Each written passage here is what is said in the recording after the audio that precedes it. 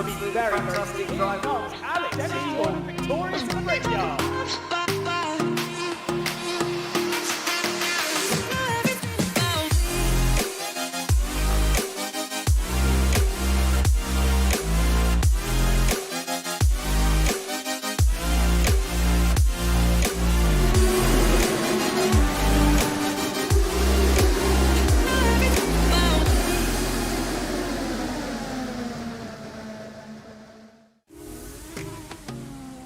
And welcome to the bumps of Sebring, host of the final road course race of the season here for the FSR IndyPRO Championship Season 2. Myself, Cameron Rodger, bringing you through the action along with Ewan O'Leary today for a 9-lap sprint followed by a 30-lap feature race. And as I said, it's a very bumpy around here. It's going to be very difficult for the drivers, but I'm looking forward to see what they can do. But yes, Ewan, welcome. And what can you expect today? I guess more of the same. From what we've seen so far in the IndyPRO season, it's, as you mentioned, last road race, which is important because, of course, it's the last time we'll really be seeing the two different tyre compounds used and the whole rules thing surrounding that I'm sure we'll get into in a few moments' time, because we're going to a couple of ovals to finish this one off, Apple Valley in 2 weeks, and then the Indianapolis 300, as it will be in a few weeks' time to kind of end off our season as well. We've got a very close championship as well to look forward to. So yeah, it should be a good evening of road racing. Yes, certainly, indeed. And as you say, that tyre strategy was all important last week at Elkhart Lake. Rovers having a really good result there, winning the feature race for the second time this season, having won back at Indianapolis at the start of the season. And that means he leads the championship by 8 points over his teammate Jan Woznica. But Jan Woznica, he's got all the pole positions so far this season as well. So certainly a bit of a mixture between the two, trying to find out, are you going to get the points in the sprint race or are you going to get the points in the feature race? Certainly an interesting one indeed.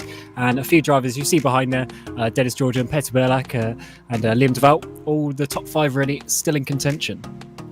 Yeah, they are. We're starting to see a top five kind of run away though. Which is, I was going to say a little bit of a shame, but it's not really abnormal, I suppose, to have a few running away with it. If you're outside the top five at this point, then you are going to struggle to really get anywhere. However, you never know what might happen. The Indy 300 does carry 50 points still, so it could massively turn around at that final race. But we'll have to wait and see. Of course, it's very much up in the air between those five, though. And as you mentioned, Jan Woznica has been taking the pole position so far, and he's very confident about taking another pole position here as well. For whatever reason, he's actually predicting how much he'll take pole by, to be fair. So very confident indeed, and there's no reason not to be, really, considering the last 2 weeks. Yeah, he did do a bit of a bet with our race director saying if he could get his lap published if he got pole by over half a second. So he is certainly very confident indeed. And look at that, purple already in the first sector for him, and I'm sure he's going to be having that confidence. 2 poles already. It does obviously hinder you a little bit with the reverse grid between the sprint and the feature race, but you still back those points, and he's still sitting there in second place in the championship despite being spun around in the first corner of the feature race last time out, but also purple in that middle sector. And let's see what time he's going to put on the board with just one corner to go. Yeah, absolutely. It's going to be the benchmark, really. And he's already setting down benchmarks, I suppose, with those first 2 sectors being purple. There's going to be a few to come across the line. A couple to cross the line first. Simonchich and Stepkowski as well. But they're both going to be toppled by Woznica, who runs it right out to the barriers on the left-hand side. It was very close indeed. He bounces across the line, and it's a 42.7. Might well be the only person to get into the 42s. We'll wait and see.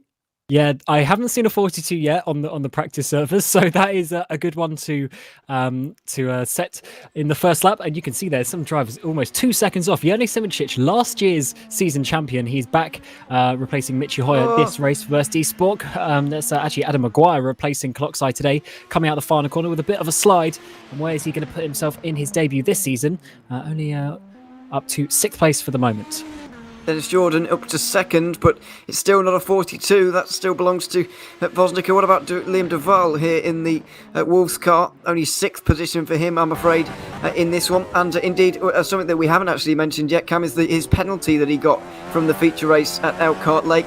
He did finish 7th, but he's dropped down to 14th. which will not only have cost him 17 points, sorry, not 17, 7 points, 1 point of position, but also, he'll just be a little bit disappointed, basically. It was looking very close in the championship. He was 4th in that one, but he's dropped down to 5th because of that penalty. Yeah, not ideal for him, but there was quite a big accident in the opening part of that race. And unfortunately, I should say, getting a penalty there. But someone who had a penalty last time out is Dennis Lind. He made his debut last race, missed the first round of the season, but he had an awesome drive starting from the back of the grid in the sprint race, getting himself inside the reverse grid positions, meaning that he was starting up the front for the feature race and managed to get, I think it was a 5th place or something along those lines that he got. But where can he put himself now? P5 in his first qualifying session, but still 1.2 seconds off. That is quite a margin for Jordan and Vosnicker at the front. Yeah, Berliak gets it into 4th place, but yeah, the gaps are absolutely massive. And if Vosnicker wasn't in this session, then we'd be marvelling at the time of Dennis Jordan there, because he's 6/10 in front of most of the rest of the field. Then you've got another fairly large gap between Breckstock and Roivers, so they're certainly sorting themselves out into little groups, and then from Roivers on down, it really is every man for himself. But it's a very bizarre situation we've got going on at the moment with Carlos Martin getting himself up into 3rd position. Not really been his best season so far. He's only got 2 top 10s and best finish of a 9th so far. But that might well change here today with 3rd on the qualifying order at the moment. Yeah, these times are going to be coming in a little bit slower because the qualifying session was increased a little bit due to the longer lap nature. Some people actually missed out on their final laps to Elkhart Lake last week, so the session was extended a little bit, so some of the drivers may be waiting just a little bit further as the track rubbers in. But on board now with Roberto Pinataro, currently 1.7 seconds off pole, but he is in that 11th place, which would potentially get him a reverse grid position if he finishes there in the sprint race. And now he's coming through this really tricky sort of double left-hander. The rear is going to be coming out on you. It's a very difficult car, especially on the throttle before you come into the tower curve onto this back straight. And once again, pretty tricky to get on the power. Yeah, it's a difficult car, this one, and a fiddly section like that one is going to be particularly difficult for everyone, really. A bit of a step out through Le Mans as well, through here, and then one of the most important corners on the circuit. This long back straight, the Ullman straight, is also set up by that right-hander there at Le Mans, so you do have to get that one right. It looks like Pignataro's not done a bad job, and then into arguably the most difficult corner and the bumpiest of them all at Sebring. It's Sunset Bend, of course. Bouncing his way across there, runs it out right to the wall, and we'll see what the time's going to be. Probably into the top 10, and it is indeed. Only up 1 place, but quite a good improvement. And an improvement as well for Dennis Jordan at the moment. Purple in that first sector with a personal best in the middle sector as well. But is he going to be able to get the 4/10 that he needs to dethrone Jan Wozniacki? As we said, Wozniacki, he's got all the pole positions so far this season. Very quick indeed. But can he get another one here today at Sebring with still a lap left to go for these drivers? But Dennis Jordan, what can he do? Can he get close off? Yes, he does by 33 thousandths of a second.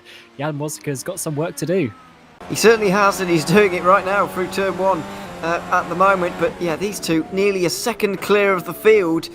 That is absolutely remarkable. Both of them, of course, in contention for this championship. They're 2nd and 3rd in the standings, 8 and 9 points behind Roivers, looking to gain anything that they can. With Roivers not having a good qualifying so far, he'll be hoping that it was just a bad lap that's got him into 11th for now. But he's really going to need to improve with the pace that these two are showing. He really needs to improve to limit the damage today. Yeah, certainly does. But the way that the reverse grid works, obviously you don't necessarily get all the points in the sprint race, but if that then gives you a pole position or a top 3 in the feature race, and you can capitalise on that and get the extra points for the feature races, Wozniacki, this is not a good lap for him, then that is potentially what you can do, because Roivers is really leading the championship because he's got those 2 wins in the feature races. Well, yeah, absolutely. So it's all about that kind of balance, really, as to sprint race versus feature race points. In terms of kilometres that you have to cover to get the points, the sprint race is more valuable, but it seems those who are doing better in the feature races are going well, like Roivers, as you just said, and those who are not having good feature races, like Petr Berliak, despite his pace, are not going well in the championship. So it does seem that the feature race is to be prioritised. So expect to see a lot of runners on the primary tyres on the sprint race. You'll be using 2 sets of alternates throughout the 4 stints during the sprint and feature race, if that makes any sense. You want to use those in clean air, and likely you're not going to be doing that in the sprint race. And even if you are in the sprint race, it doesn't really matter too much, because as you mentioned, it's all about the feature race in terms of doing well. And the primary tyres, they're actually quite slow here. And they're even over a second a lap slower, really. So you're going to want to use the hards in the sprint race. I wouldn't be surprised if we saw everyone in the sprint race using the hards, purely because if you had to use the hards twice in the feature race, then you're going to have to use them for at least sort of 20 laps or so, and you're really going to be losing out on the drivers around you. But Petter Burlak here on board, 10th place at the moment, but he's doing a personal best in the the first sector, I should say. And as we come to the end of the middle sector, just before this kink, we'll be able to see, is he going to be improving? Is he going to be able to get himself further into the top 10? And yes, he can. And to be honest, the places ahead of him, they're all very close. So he only really needs to improve by a 10th or 2 tenths, and he might even be able to sneak into the top 5. Yeah, absolutely. Speaking of improvements, by the way, Simoncic, Roivers and Lind have all improved inside the top 5 at the moment, so Burlak will be looking to join them. But yeah, I mean, you say most people or everyone will be starting on the primaries in this race. I just wonder if somebody is going to know that and start on alternates because of that fact, kind of forgetting about the feature race. They just want to try and go fast in the sprint race. But anyway, that's to discuss in about 5 minutes' time, I think. Burlak is going to go across the line right now, and he is going to get inside that top 5, just ahead of Dennis Lind. Yeah, pretty good job from him so far, P5, just like his championship position. But Dennis Lind looks like he's actually on an outlap at the moment. We've got Jordan, Vosnica, Roivers and Burlak all in the pit lane as the drivers just wait to come out for their final lap. And I'm sure you're going to be seeing some of them wait till the very final time to try and get the most rubber on the track, get every last thousandth of a second that they can. And someone that we haven't really mentioned so far is Janos Brakschok. He was up a little bit before some drivers pushed him down, but P9, he's actually had quite a good season so far. Unfortunately, he had that crash with Carlos Martin on, I think it was even the final lap of the race in the sprint race last week, and that's sort of put a downer on that one, but especially Indianapolis having a good race, and hopefully he can improve from there in P9 at the moment. Yeah, absolutely. And by the way, as well, it's a bit of a slower paced qualifying session because of the fact that it's 15 minutes, but I actually quite enjoy that. The fact that it's normally in these qualifiers, it's just an all-out scramble for us to try and see who's doing well, because it's 10 minutes long and everybody's out there constantly just trying to do their thing. But you take your time a little bit more with this one, and we get to watch a little bit more of everybody, which I think is probably a good thing. But either way, we do get points like this where nobody is really improving. Dennis Lind is trying to here, but you can see not up in the first sector at the moment. Brakschok is setting a personal best through the middle sector, but not exactly setting the world on fire by the looks of things. Might be able to move himself in front of Rainey and Martini does, but only 7th place for the now 2-time FSR World Championship pole sitter. Yes, and let's see what Dennis Lind can do, because he's purple in the middle sector. And I wouldn't be surprised if this is going to put himself up, because his first sector, despite being not a personal best, it's still a pretty good first sector. So I think he's going to be on target, maybe to challenge Simoncic at least for that 3rd position, who's also on a lap as we speak. But let's see Dennis Lind coming through the final corner. It's so bumpy, so difficult to get on the power. You really want to light it up, but you just got to get as close as you can to the wall. And where can Lind put himself? Is he going to get up to that 3rd position? Yes, he can. Just shy of 3 tenths from the pole position. And now we come on board with Janis Simoncic as he starts his final lap. Not quite good enough in the first sector, but then again, Dennis Lind didn't improve in the first sector either, and he got into the top 3, so who knows what's going to happen for the 3-time FSR World Champion. It's a little bit ragged through this section, a little bit of opposite lock used, maybe a little bit more frequently than you would like, although that is kind of the way you have to drive these cars at the end of the day. It's not an easy one to get a hold of. Let's have a look at the 2nd sector. Again, not good, so it's going to have to be an absolute stormer towards the end of this lap if he wants to beat out Dennis Lind for a top 3 position. I think he will just about hold on to the 4th place in the 2nd row of the grid, but doesn't look like he's going to be moving forward any further. Yes, certainly not indeed, as Jan Wozka using every inch of road in turn number 1. Now coming through turn 3, where can he put himself? Is he going to take back that pole position? He's only got a few thousandth. Oh, big slide again coming out of turn 5. And Spots, that's actually really the way you need to drive the car, as long as you're getting forward momentum. If you're just going sideways, and also you're going to be losing time indeed as we come into the hairpin now. He's locked up the rears, and that is not going to be an improvement. So Dennis Jordan is still going to be pushing purple in the first sector. Can he increase that gap? Because I don't think anyone's going to challenge him at the moment. No, I don't think so either, but Roivers and Burliak are out there at the moment, so he's just got to be careful, and obviously he might not know really about Vozdika's situation at the moment, so he's going to be pushing as hard as possible anyway in any circumstances. So he's going to be trying hard here. Through the middle sector, not quite as good, but that first sector might well just about edge him over the line here. We'll wait and see what his final sector's looking like, and of course Sunset Bend, very difficult to get right once again. Bit of a wide entry, but bring it into through the middle of the corner and then power on the exit using all of the road. He's going to do just that, and we'll see if he does improve. It's definitely going to be pole, but by how much for Jordan? It's not an improvement, but it should be enough. Only 3,000 slower, actually. So basically an identical lap, as we now come on board with the other Netrex P1 Sim Grand Prix driver coming up towards the final corner. Noah Roivers, can he make an improvement? Peter Burliak is just ahead of him, actually, coming around the final corner. So both of these drivers looking to improve their positions, but who is going to come out on top? Peter Burliak crossing the line now. He's going into third place, so actually that's a really good lap there from the Croatian. Now what can the Dutchman do? Is he going to get himself up? No, he's actually improving, but staying there in 6th place, and I believe that is all of the laps done, and it is going to be Dennis Jordan on pole, Jan Wozka down in 2nd. Yeah, absolutely. The usual suspects we're used to seeing up towards the front, with Roivers in 6th and Vosdika up there in 2nd. Jordan, of course, taking the pole. Burliak there as well. The only man we're really missing is Liam Duval, I'm afraid. But Dennis Lind is up there, as is Jerne Simoncic. Great to see those two up there. Praxok, Martin, Rainey and Pignataro rounding out your top 10. And after all, it was so spread out after the first few minutes. Good to see the top 10 separated by less than a second. Yeah, very close indeed, and even on that second page, still pretty close between some of those drivers. So I think we're going to be seeing a really great couple of races here at Sebring. One sort of person is a little bit further down, Ricardo Costa there in P19. He's had a couple of good races so far this season, as well as Liam Duval. So look at them to try and climb up the field. And remember, it's the from the result of the sprint race, the top between 8 and 12 will be randomised, or will be reversed. And that number is picked at random. So you don't know exactly who's going to get reverse grid pole, but we will be waiting for that indeed. So yeah, 9 lap sprint race before a 30 lap feature race to come. And I think it's set up for a pretty good round of action. Dennis Jordan, he had 2 podiums last time out at Elkhart Lake as well. So yeah, I think it's set up to be a great evening of racing.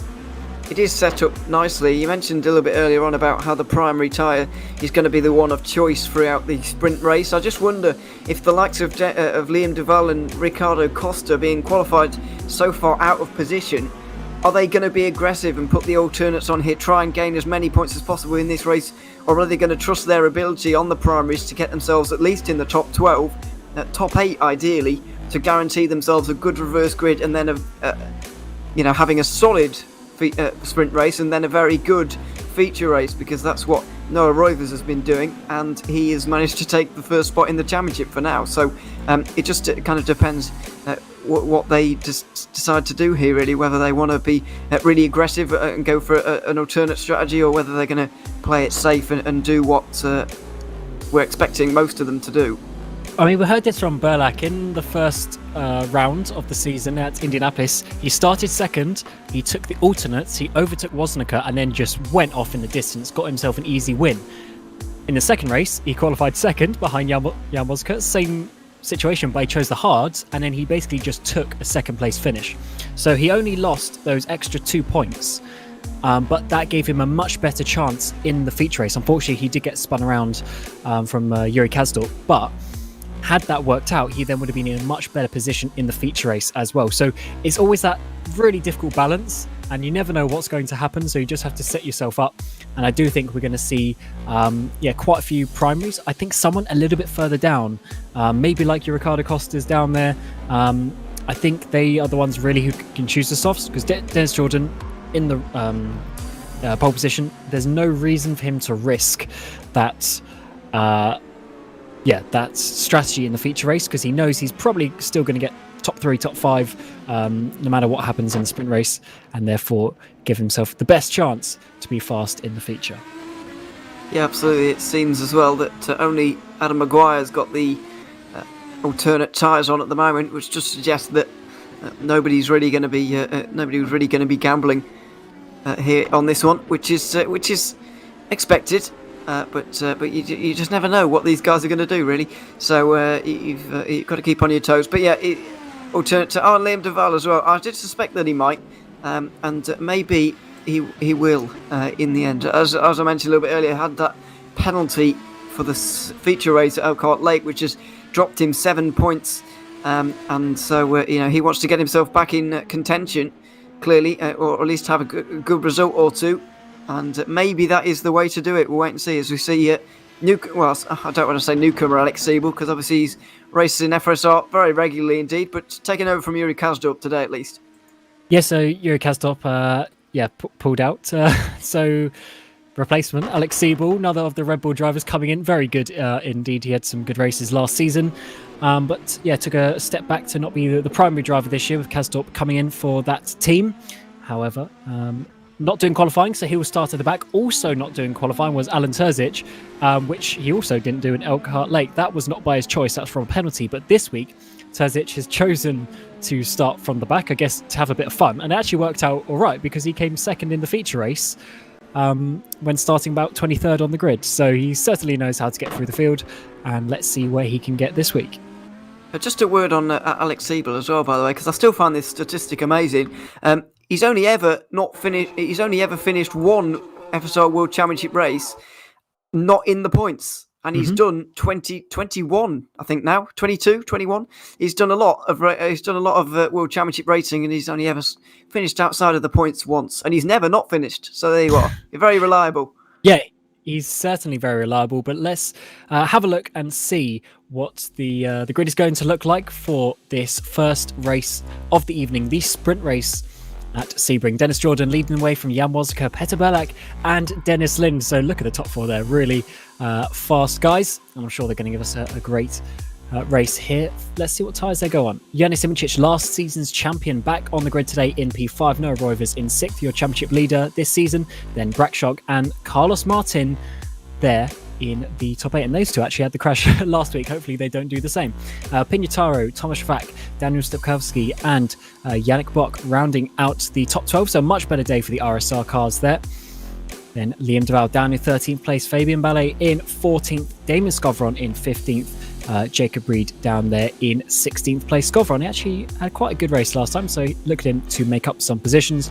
Then Adam Rainey, Adam Maguire, Ricardo Costa and Zolchuk's there rounding out the top 20. Also look for, I think, Costa probably to potentially go on those softer tyres. Mitt Howard, Carvalho and Alan Terzic rounding out the top 4 drivers here today. And then on the final row of the grid by himself is Alex Siebel for Red Bull Racing Esports, last minute stand-in. So hopefully he is going to be prepared enough to at least get himself through this sprint race, and let's see what happens as the drivers start their formation lap. Yeah, indeed, only 3 alternate tyre runners by the looks of things. Bock, Duval and Maguire have all gone for it. Didn't think Yannick Bock was going to do it, or didn't at least see him practicing with those alternates on, but he has done Dennis. In the by the looks of things. But yeah, I did suspect Duval might, just since he's out of position, not quite used to being there. Obviously, wants to get points that the rest of the top 5 will be doing so. But is that going to be the best strategy in the run? I do like the fact that he's gone for something a little bit different, because we always like to see that, a bit of someone going on a strategy that's a little bit different. Always like to see it. However, is it going to be the right call for this particular situation? I guess we'll have to wait and see. We certainly will, but for instance, Duval, I believe he's done the alternates both times in the sprint races so far this season, and it's actually worked out pretty well. Don't be surprised if Deval gets himself even up to sort of Simicic P5 area. He's got 9 laps to do it, and as I said earlier, there's going to be, I would say, maybe a second a lap or more pace advantage between the tyres, and that is going to be quite useful when overtaking here. Because getting the exits out of these corners, you saw in qualifying, the drivers are just wheel spinning and sliding out of the corners. So with that extra grip, you can really get the power down. Yeah, absolutely. So it's as you mentioned, it got him a second place at Indianapolis in the sprint race and a fourth at Elkhart Lake. But I don't think he qualified very well at 1 week ago. So that fourth place is a little bit more impressive than it does seem. But either way, he's going to have to put in a impressive. I think the start is very important for him. If he gets off to a good start and inside the top 10 by the end of lap 1, he's got a chance of getting Simoncic and Lind kind of area. But if he stays where he is or goes backwards even, then it's going to be a very, very long day for him. Yeah, certainly will indeed. But what is going to happen? 9 laps racing, Vac and Pignataro there having, I'm pretty sure Vac was behind him, so I don't know. We'll have to see. Race director Anthony Nickpon getting ready to call the green flag once Dennis Jordan accelerates as we get past the little bridge here at the pit entry. Dennis Jordan will be able to choose, and then the sprint race will be underway here at green. And it looks like he's gone. Is there going to be any sort of collisions in the background? We often see that coming into this first corner. It's actually quite tight, really a one-line racing line as we come in, as Dennis Jordan holds off the lead for now. Jan Mozga in that second place. Janos Brakshock having a bit of a spin, collecting a few cars in the background. One of the RSR cars, one of the TX3 cars also getting involved. That's a bit of a shame for those guys. And it looks like Brakshock has actually continued there in that 10th place for now. But it looks like the top sort of 3 or 4 are doing pretty well. And it is Alan Terzic, unfortunately, without a front wing. Absolute chaos in the background. Terzic was involved. Pignataro, Schmidt-Barley, Howard, Zooks was involved in some kind of incident as well. It's absolute mess back there, as you saw with Brakshock getting a little bit wayward off of the start, and then it caused all kinds of chaos behind. But Vosnik has got off to a decent start. He was really hounding Dennis Jordan going up into the hairpin on that occasion, but wasn't able to get through. Very, very close for the lead at the moment. The leaders staying very close together indeed, and Liam Deval is not too far behind all of them. Yeah, he's done a pretty decent start so far, has the Wolves GR eSports driver. Lynn there getting a little bit wide. That could give Peter Burlak the opportunity coming up through the Kings, but he might just choose to stay behind just for now, as the big straight down to Sunset Bend, the Allman Straight, is probably the better overtaking opportunity, as this chicane sequence is quite tight. But no Rovers there. Can he stay on the back of Yannis Simcic and try and hold on to his championship lead? Yeah, absolutely. He's got to keep that in mind, certainly. But Lynn's looking very strong on the back of Vosnicker at the back. Oh, and diving down the inside. Very aggressive, very decisive, but also very effective. By the looks of things, he's going to shut the door on the exit, and Vosnicker cannot get back through again. And I don't think he'll want to into turn 1 anyway, or he might give it a go. Outside line, quite possibly, but it is a long way around there. He might be able to make it work, though. Goodness me. What a run for Vosnicker. They bang wheels on the exit. Just about keep it all on the road together, and Burlak wants a piece of the action as well. Oh, that's really good racing. It's been a crash at the final corner, though. We'll get to that in just a moment. Dennis Lynn there, assertive move on Jan Woznica, and Jan just dropping down another position from where he would have wanted to be. He would have wanted to get pole position and run off in the distance, but it looks like these guys aren't going to let it happen. But he goes to the outside now, and Dennis Lynn decides not to fight that one. Oh, he goes for a spin. Can he save it? Is he going to join back in the way of a couple of drivers? I think they actually managed to avoid that, but is Yannis Simicic now going to get a run on Petr Burlak, coming up to a very important braking zone? And it looks like the Season 1 champion is going to be looking down the inside, but the Williams driver is going to hold on to that position. Well, Deval didn't make his way through there. Adam Maguire gained massively. So did Carlos Martin. Brakshock gained a couple of places, but Deval was one of those who lost out. He's back to 9th again now, but he got caught up behind a number of others. There is Maguire, who's gained places. I think that's Brakshock without a front wing. Well, look, unless that's just his livery. Let's have a quick look at the replays, though, because there's a lot to look at. Firstly, Vosnicker just went a little bit too wide into the hairpin, really. Lynn just let him through. Maybe he felt a bit bad about their battle, but Vosnicker just got it wrong on the bumps there and spun it around. Tried to get out of the way, I suppose, but there was a separate happening there. completely separate happening going on a little bit further down. And I tell you what, Wasniger did a really good job there. I would always advise smashing the accelerator pedal, but in that position it actually sort of pushed him out of the way, and Petr and Dennis Lind managed to avoid him very well, so that's a good job. But all the sort of carnage just behind them with Duval as well let Maguire through, and Maguire's got a good opportunity now to attack these cars ahead, being on those soft compound tyres, and I wouldn't be surprised if he's going to get a couple of those guys. One of them is Carlos Martin, but Carlos Martin there just slamming the door on the apex of turn 3. Yeah, absolutely. He's doing his best to keep Maguire behind for now, as they all are really.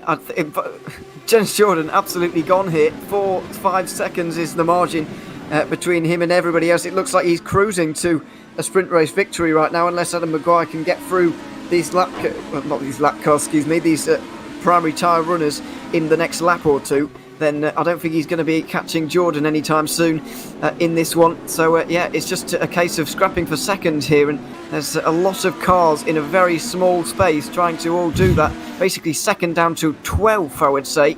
11 car train, all very close.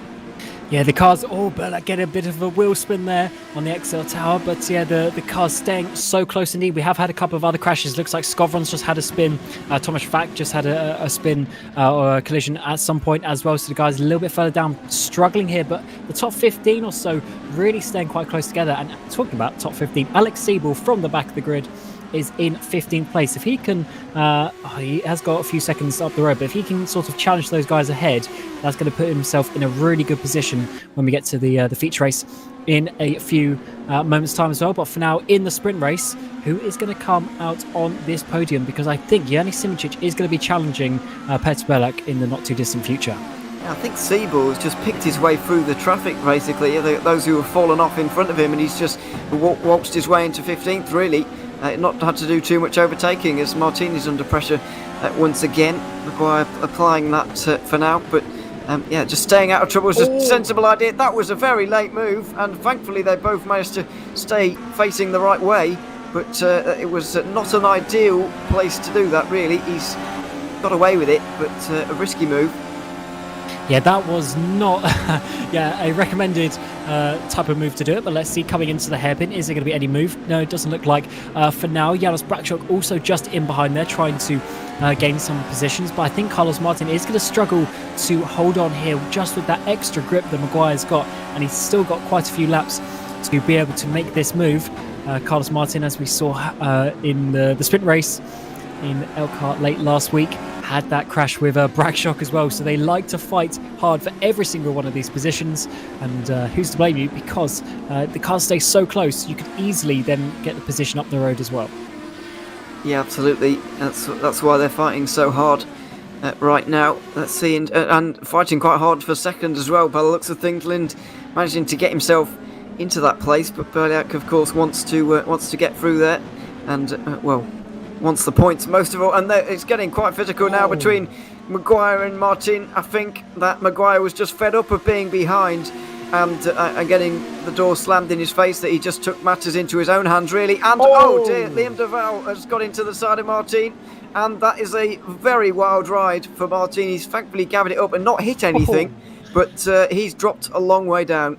Yeah, that it looked like Duval just sort of came back across and nudged Martin off into the grass. And once you're off in the grass at that sort of speed, they're doing best part 300 kilometers an hour at that point of the track, and it's just impossible to catch the car.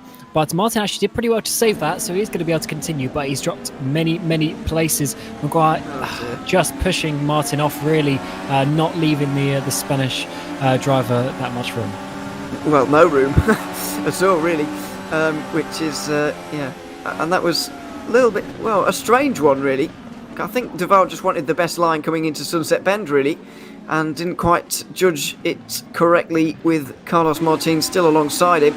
And unfortunately, they came into contact. It's not exactly separated, this group, I wouldn't have said, because Brakshock down to Costa is a very close battle, and Duval is sending it down the inside of Brakshock and not able to get through, trying to make use of those red striped tyres and not quite able to just yet.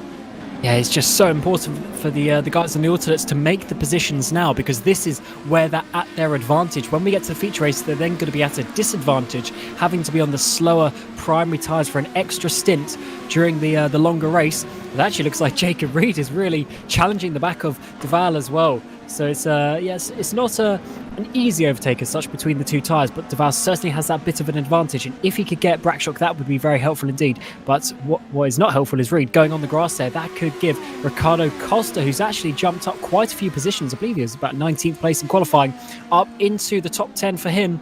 And can he get that 9th place? But not quite for now. However, it looks like he might just be able to. Big slide on the exit. That's going to lose him a couple of tenths, and he's going to have to regroup and try again. Yeah, meanwhile, we've seen Simoncic finding his feet here, and he's got through on Noah Roivers. And it looks like Dennis Lind is going to be his next victim by the looks of things. But obviously, we'll have to wait and see. It's fairly difficult to make a way through here. It's not impossible by any means, but not easy either. Here, down into the hairpin is an opportunity, but too far back, you would say, unless there is going to be a real dive. We've seen the bumps on the entry to this corner, though, cause havoc in the past, so it's very unlikely that he'll make a 50-50 lunge through there, and luckily he doesn't. But yeah, these guys, both of them, just racing for fun at this stage. Really, they haven't got a care in the world just to the championship or anything like that. They're just purely racing for fun. Yeah, that's the thing for Noah Roivers. He's got, as you say, two drivers in front of him who joined the championship late in the season. Simoncic has missed the first 2 rounds. Lynn missed the first round. So, as you say, they're not fighting for the championship. Roivers, fair enough, he's got Wozniak a few places back, but he's also got Burlak just behind him, and then Jordan a couple of places up the road. So he's going to be in a little bit of a tricky situation here, knowing that he wants to get past these drivers, but those drivers really just doing their bit in the race. And there's actually Petter Burlak there, dropping down to 5th place. So Petter lost out to Simoncic and Roivers at some point that we sort of missed. So Burlak, yeah, trying to get back up towards that podium positions. It's side by side again here between Duval and Jacob Reed. It's a bit surprising considering Duval is on the alternate tyres. Oh dear, Max. Wow, I'm amazed that didn't end badly. Wasn't a lot of room given there to Jacob Reed either, I'm afraid. And there's a wall on the outside there. Could have ended badly. Ricardo Costa wants to take advantage, and they've both paid the price for that one. Into the wall for Duval, trying to get back. Yeah, a bit messy between all of those guys now. How is Duval okay from that? Well, yeah. He's probably got some suspension damage at least, but I was certain he was going to lose at least one of his wings. He obviously just hit it at the right angle, but yeah, you see Duval here just on the exit. Oh, just squeezing Reed right towards the wall. And then actually gave Ricardo Costa such a good run. He had a bit of a cleaner line, dives it down the inside. Does he? Oh, did he bump the inside wall? Yeah, he bumped the inside wall there. Duval into the wall himself, somehow doesn't lose his wing. And he is going to be losing a few places from that, which is not good, considering he's on those alternate tyres and he's now just lost all those places that he gained. I don't think there was actually contact there with Reed and Duval. I think Reed just maybe just caught the dirty air there. Leslie Costa on the inside. Does he clip the inside apex wall? Or, oh no, he just he did turn in too early though, had to correct it. And Duval there on the outside, getting contact and going around. So where has Duval dropped down to P14? So he's actually out of the reverse grid places as well. So that could be quite costly for the Dutch driver. Yeah, he was going to hit the inside wall there if he didn't steer out of it, but it was quite a sudden little bit of movement, which fooled us a little bit. Simoncic down the inside of Lind, and that's quite close as well. Through Sunset Bend, bit of squeezing, but very fair from Lind, and he's going to get a good exit and stay in front of Simoncic, but be sure the 3-time champion will be coming back at him into turn 1 with the slipstream. Maybe a go. It does very much narrow on the inside line there, and you do not want to find yourself in the inside wall for reasons we've just seen. Yeah, it's a very fast, open corner, turn 1, but the racing line is one line. You can't really do too much with it because it just narrows, especially on the exit, it just narrows so much. You've got the big curb and the grass on the outside. You really have to nail your entry point. And as you see with Simoncic there wasn't too much he could do, but can he dive it down the inside of the hairpin? No, he can't. But he's now got Petter Burlak behind him because Burlak has got past your championship leader of Noah Roivers. And I wonder if Rovers is trying not to fight this too hard, knowing that he is ahead of the likes of Wozniacki, but Wozniacki is actually back up to 8th place now as Simčić looks to the inside there, but he can't quite get up the inside of Lind, who, like he did last week, is actually defending really well. Yeah, he's defending well for the moment, and he had to in the feature race, particularly last week. He was finding himself a sitting duck at a couple of stages, but he still managed to get decent results from it. But Burliak is really coming into his own in this race. Struggled to get going, I felt, a little bit earlier on, but now he's past Rovers. He's hounding these two as well. We want the extra points, and the final lap is coming up. So when they begin it in a couple of moments, so there's a real chance he could grab 2 in a few moments. There's going to be a big battle between them, but definitely. And Simčić to the outside now of Sunset Bend. He tried up the inside last time. Is he going to be able to go around the outside? We saw Wozniacki getting squeezed out, and that's actually going to let Petter Burliak come up the inside. The two FSR world champions going side by side. But Simčić comes out on top and now getting the slipstream up towards turn number 1. Simčić is going to try and dive down the inside, but Lind once again defends really well and keeps hold of that position, but Simčić is going to be hounding him. But now Petter Burliak actually on the back of the Slovenian driver is there as well, so this is going to be a great three-way battle for second place on the final lap. Oh, Lind has got a bit of a slide on through the middle of that turn as well, but looks like Simčić is not really going to be able to capitalise on it. It's once again a bumpy braking zone into the hairpin, so risky to make a move, but Simčić might just go for it since it's the final lap, decides not to, and he's going to wait his chance probably till Sunset Bend. It's all going to come down to that, I suspect, unless Burliak tries to get involved a little bit earlier, maybe into the next braking zone here. He's going to have a look, maybe have a go, and he is going to have a go very late on the brakes, straight into the side of Simčić. The two going to battle side by side, and they can't leave each other alone at the moment. Burliak inside line for the tower corner. Is that going to be a deal breaker or not? Not really. They're still side by side.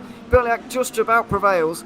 Yeah, that was a huge sequence of events for Burliak, but manages to get past. No, Rovers actually might be looking at up the inside of Jurni Simčić, but this has actually let Dennis Lind off the hook, as I think he's going to have a pretty nice second place there, not having to challenge anyone into Sunset Bend for the final time. But who is going to come on the final podium place? We will find out very shortly. But around the final corner, the other Dennis Jordan, from pole position, leading the way by over 10 seconds. He has been dominant in this sprint race, and look at him to make some places in the feature race as well. With Dennis Lind, he'll be coming home in that second place, but Petter Burliak is going to hold on to that third place with that last lap move on Jurni Simčić, who just holds on from Noah Rovers in the end. So we'll have to see if Noah Rovers did enough there to hold on to his championship lead from Dennis Jordan. But in the final corner as well, Adam Rainey, Carlos Martin battling. Carlos Martin making up some more places from the contact earlier. Ricardo Costa is going to be spinning across the line, and he just finishes ahead of Alex Siebel. Ricardo Costa having some contact with Rainey in that final sequence of events, and he will be finishing with no front wing. Yeah, very bizarre in a couple of moments there, that race, and over the line a few more. Liam DeVal, one of those 5 championship contenders we outlined at the start of the day, losing points dramatically there. 14th for him, and he's used up a set of alternate tyres. Some of these guys a little bit further down, by the way, haven't used a set of alternates, so they won't have officially, because they pitted onto them. They pitted in the race. It's only the tyre that you start on in the sprint race that actually counts, so you can't get 2 primaries out of the way in a sprint race if things have already gone wrong, for example. Otherwise, everyone not in the top 15 would just be coming in the last 2 laps, and it wouldn't be good. So we'll see about that. But yeah, a decent race, and Dennis Jordan had absolutely nothing to do with any of it, but he's the winner at the end of it. Certainly is. Let's get a replay of this first lap. Alan Terzic, what sort of carnage is he going to come on? He's got Iwanako spinning in front of him. He's got a TX3, another, I think that's another TX3 there, and that must have been how he lost his front wing. I know he's still got it on the replay, but the replay unfortunately doesn't show the damage. Or is it going to be somewhere else? It's Ricardo Costa. I wasn't expecting that. I thought it was going to be from a bit early on, and that is actually how Terzic lost his front wing. And unfortunately, as you say, Ewan had to come in, put on those alternate tyres, but that is not going to count or towards his total or anything like that.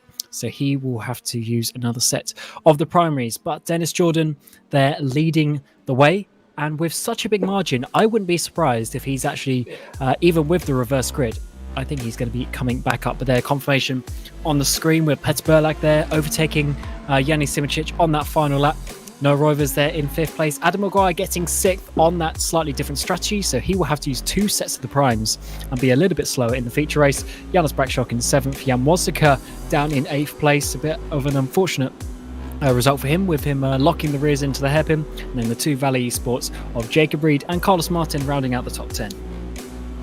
Yeah, absolutely. A very chaotic race, certainly. Adam Rainey was 11th, ahead of Ricardo Costa, who we saw crash over the line.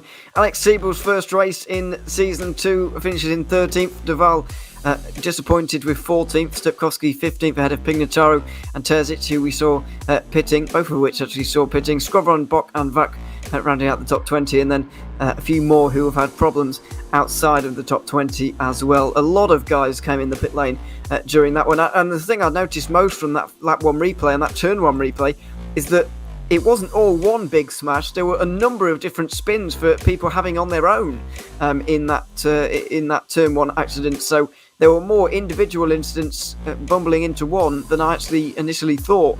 But the car's very difficult to control. Lap 1, turn 1, it's just a difficult car at the best of times, and in that situation as well. Oh no, Rovers did manage to hold on to the championship lead there, only by 1 point from Dennis Jordan, so that's going to be a great battle between those. It is going to be No Rovers who will be starting ahead though, so Dennis Jordan will need to overtake the Dutchman if he wants to then get the championship lead. But Petr Burlak, solid result there, and he's still really in contention, only 10 points off the lead. And then Jan Wozaka only 12 points off the lead as well. So Jan Wozaka really dropping down a little bit further than what he would have wanted. I'm sure he would have wanted to be really leading the championship, but that's how it goes sometimes. So yeah, I think it's going to be a very interesting feature race, a few different tyre strategies going on, and some drivers who are not in contention with the likes of Lyndon Simicic really sort of getting in the way of the championship battle as well. Yeah, absolutely. It's going to be interesting. I think Liam Duval might have lost too much ground there really to be a factor, but we'll wait and see. By the end of today we'll certainly know. And of course, oval racing is entirely different. I mentioned last week that nobody really is an oval specialist here, other than maybe 1 or 2 who have done a bit of oval driving in the past. Certainly none of those top 4 are oval specialists, and so it's all about putting these guys in a situation that they're might not be particularly comfortable with, and that does often produce very unpredictable racing, and I'm sure we're going to see that over the 2 oval rounds. And the fact that it decides the championship as well kind of adds a layer. And of course we've got the 1.5 times points in the Indy 300 as well, so more points to be gained there. I think for this feature race specifically, what we've seen with, for instance, Burlak in the 2 feature races so far this season, he has obviously done well. Then the reverse grid has happened, so he's gone back into that mid-pack of the field, and he's been caught up with incidents both times. He got spun in turn 1 in Indianapolis, and he got hit by Kasdorp in turn 5 at Elkhart Lake as well. So if that happens for the likes of a Dennis Jordan or someone who does well, that could really hinder the championship, with it being just 1 point between him and Rovers. Every point counts, and I think that's potentially is going to be a deciding factor, because if there's big incident, there's only 2 races left to make it up. Yeah, there are really, which is not very long. Interesting to find out as well how many drivers are going to be reversed in this particular race. Voznica was in the top 8, so he's going to be part of it, as are all of the top 4 in the championship, in the new championship. But yeah, where are they all going to be? Is Voznica going to be on pole? And I think that will definitely affect some tyre choices going on. If I was on pole, I would certainly be putting on the alternate straight away, but we'll wait and see about what the order is going to be. It looks like Costa it looks like the maximum actually looks like 12 been reversed. Yeah, it does look like that, which is going to be sort of the most extreme one. So it is between top and 8 that is randomized, that gets reversed, and it looks like it was 12th place. So Ricardo Costa there, even though he finished the sprint race with no front wing, he's starting on pole from Adam Rainey, Carlos Martin and Jacob Reed. So good opportunity for the Valley eSports drivers to have a nice result here. 30 laps to do though. Jan Mosika, Janos Brakshock, Adam Rainey, and Noah Roivers. Your championship leader still in 8th place. Mosika will be hoping to have a good race today. Then Jonas Simicic, Petr Berlak, Dennis Lind and Dennis Jordan, the top 4, obviously reversed there. But Dennis Jordan down in 12th. He's got a lot of work to do to catch up to Noah Roivers.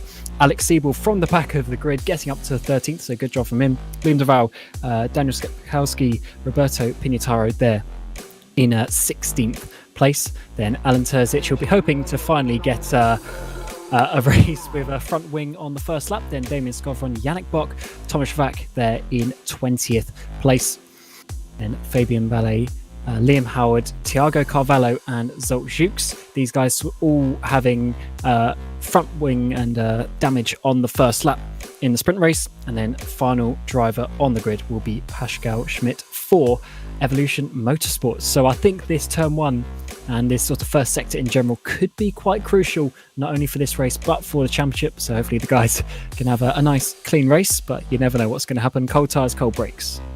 Well, exactly, and you never know what's going to happen into turn 1 here anyway at Sebring. It doesn't seem like one of those you immediately think of when we think about difficult first complexes of first turns, but it is very, very difficult on your own, really, never mind with everybody else.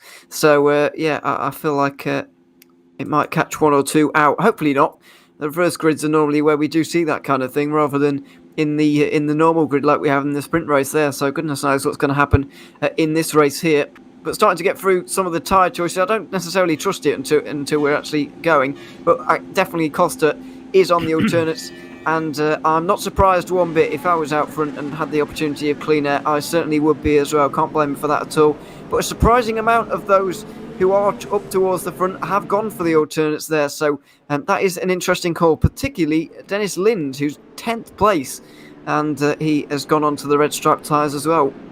Yeah, he needs to do some work to get ahead of Simicic and Berlak, who he actually held up for all of the sprint race. So maybe wasn't quite as fast in race trim, but he certainly needs to do that. Jacob Reed, he's actually, because he's so far ahead, he's got quite a few drivers behind him. If he can hold on to his teammate Carlos Martin, he might actually be able to sort of get pulled along and actually have a good race from that. But I think it's really a no-brainer. If you're out the front in the feature race, you need to be on the alternates. You need to get ahead of the mid-pack and really make yourself a bit of a gap, so you're not, when you're pitting, you're not really dropping into any sort of issues.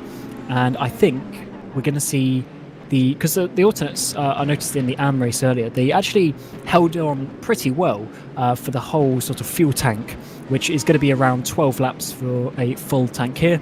So I think we will see most of these drivers on the alternates do 2 12-lap stints, which will then leave you with another 6 or 7 lap stint on the primaries. But there's always some room to play around with that if you want to try something different.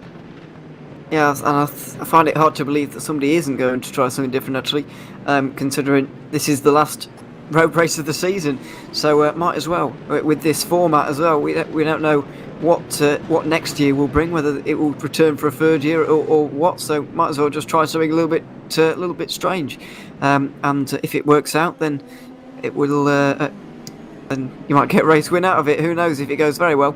But let's wait and see. Don't think we're going to be seeing an old Dennis Jordan one-stop again, but because I don't think he needs to for a start. But also, it's not really logical. We saw him do it at Indianapolis for those who weren't watching, saving a lot of fuel that day, and it got him a nice top 5. A 6th position on that particular occasion. But when he wasn't fuel saving last time, he did much better. 2 podiums. So he'll be looking for another one today. Yeah, the fuel usage is a bit higher around this lap. You spend a lot of the time on full throttle, and not really possible to save that amount of fuel. But Ricardo Costa leads them into the final corner as the drivers all try to bunch up into their 2x2 grid, where they will then be, or hopefully everyone's going to slow down nicely there. That was a little bit too slow from Ricardo Costa, but keeping the field nice and bunched. Once again, as he gets to that bridge by the pit entry, he can then choose when to go, and we'll be going Green Flag Racing. 4:30 laps here at Sebring, the final feature race of the season. Just the 2 ovals to go. Who is going to come out on top? And Ricardo Costa goes straight away, gets a huge jump on Adam Rainey, and Jacob Reed has already got past his teammate there. Carlos Martin was sleeping a little bit with such an early start, but now Wasika down the inside of Carlos Martin as well. Can Wasika make up a position, sliding on the rear? Carlos Martin gets pushed onto the grass for the second time here in Sebring. There's some crashing noises in the background. Hopefully everyone is okay, but Noah Royve is also making a place there on Carlos Martin, who's now losing another one to Adam Maguire, and also Yerli Simincic. So that has been a horrible start for Carlos Martin. Yeah, it hasn't been good at all. Great one for Simincic though. He's on the primary tyres for goodness sake, and he's already into 7th position. Burliak not doing a bad job either. Lind needed a better start than this, certainly, as everybody's heading down the inside it seems like, and including Dennis Lind. Wasn't given any room by Burliak actually, and that is going to send the Danish driver way down. He's gone around, I think, actually, not only onto the grass but actually around, and it's caused a whole load of pandemonium behind. Yeah, I think he's all good in terms of his car, just losing the track position there, and he's got some work to do from that 15th place. We did see Terzic get second place last week from 23rd, I think it was, on the grid in the feature race. So it's certainly possible. I'm talking of Terzic already up to 13th place, but back to the front. Adam Maguire in 6th place on the back of Jacob Reed. Jacob Reed, the highest placed primary driver, as we've seen. So Reed, unfortunately, losing those positions that he gained towards the start, with the 2 Netrex cars getting past him, but he's certainly in a good place because he's going to be in that prime position. Even if Maguire gets past him, it doesn't really matter. They're on different strategies at the moment, and then Reed can just do his thing on the alternate strategy here as Maguire goes down the inside with a nice easy move there. Peter Burlak now challenging Janos Brakshock, but Brakshock on the softer tyre. Yeah, absolutely, and it's going to be very difficult for him to do anything from here, and I don't think he'll even want to. I think he'll have to be a little bit concerned about when Dennis Lind comes up behind him though, because I don't think that it's going to be a particularly nice exchange between the two, really, if they do meet again on the circuit, because it wasn't a particularly nice one first time around. But let's have a look at how it all transpired. Lind was trying to head down the inside, and then Burliak was defending more and more. There was a gap there to start with, but quite a narrow one, and then it turned a bit sour, especially for Lind, who kind of got that cone in a not nice place as well, which can't have helped. And then there was all kinds of stuff going on in front of him. I thought it was actually related in the end, but it wasn't actually. It was completely unrelated. I think Carvalho ended up losing his front wing, maybe. Yeah, Scarfron there had a bit of a bump from back, and yeah, Dennis Lind also couldn't really get the power down as you can't do so that easily as the 2 Valet eSports drivers swap positions, as Jacob Reed now is starting to lose out some positions, but that, as I said, isn't too bad for now, as he is on those primary tyres. As long as he can stay sort of at the lead of the primary driver train. But what is happening to Liam Duval there? I think Terzic maybe had a bit of a send down the inside of tower curve as Siebel also gets past him. Now a bit of a contact into the kink there, and Pignataro spins around. Yeah, going off to the side, fortunately, so he's going to be avoided by everybody else, but Duval is not having a good day. 15th position for him. He started this season off so well, with 2nd and a 5th on the opening races, getting himself right up there, then 4th at the 3rd race as well, but it's been falling apart ever since, really, and it's not really been able to recover. Vosnica is still climbing his way through the field, even though all of these are on alternates together. He's still able to get past Adam Rainey. He's bringing Noah Roivers with him as well. Yeah, see a replay. Liam Duval coming through. He's got Dennis Lind and Terzic behind, so both of these cars are going to go around him some way or another. Coming into tower, does he get pushed a little bit wide by, it's actually, Lind sort of pushes him a bit wide. That is how Terzic got past, bit of contact. Duval managed to save that, but unfortunately Pignataro coming up towards turn 14. Bishop down the inside, all over the inside curb. He wasn't quite on the track there, making some contact. I'd love to see that from Pignataro's onboard, because he didn't really sort of make the apex as such, really drove over the apex of turn 14. So let's get a nice little view here from the Italian driver. We got I think it's Alex Siebel just ahead of us, and then there is Liam Duval, and then Pignataro is going to send it down the inside, but just gets all over the curb, and a bit of contact on the front axle means he is going to be spun around and makes huge impact with the wall. Yeah, I think well, there might have been space there for him, but it was a bit of 50-51, bit unlucky maybe, but yeah, there we are. I don't think it was great driving from Dennis Lind really, pushing Duval off there, but either way, Pignataro and Duval are both out of the race at this stage, so certainly we're looking at a main 4 in terms of the title challenge. Roivers is one of them, and he's just got through on Adam Rainey to follow through on his teammate. And what can you say about Netrex at the moment, having an absolute dream season, 2nd and 3rd again here in the feature race. I know it's early on and they've been using the fastest tyre, but they're 65 points in front in the team's championship. Sorry, 68 points, even better than that. 68 points ahead of everybody else coming into this race in the team's championship. Just an absolute dream season for them so far, and it doesn't show any signs of stopping for now. Yeah, certainly doesn't. Roivers and Wozniacki, also Adam Rainey as well, really developing into some top level drivers. Let's see what they can do over the next year or two. It'd be good to see how good they are when they're older.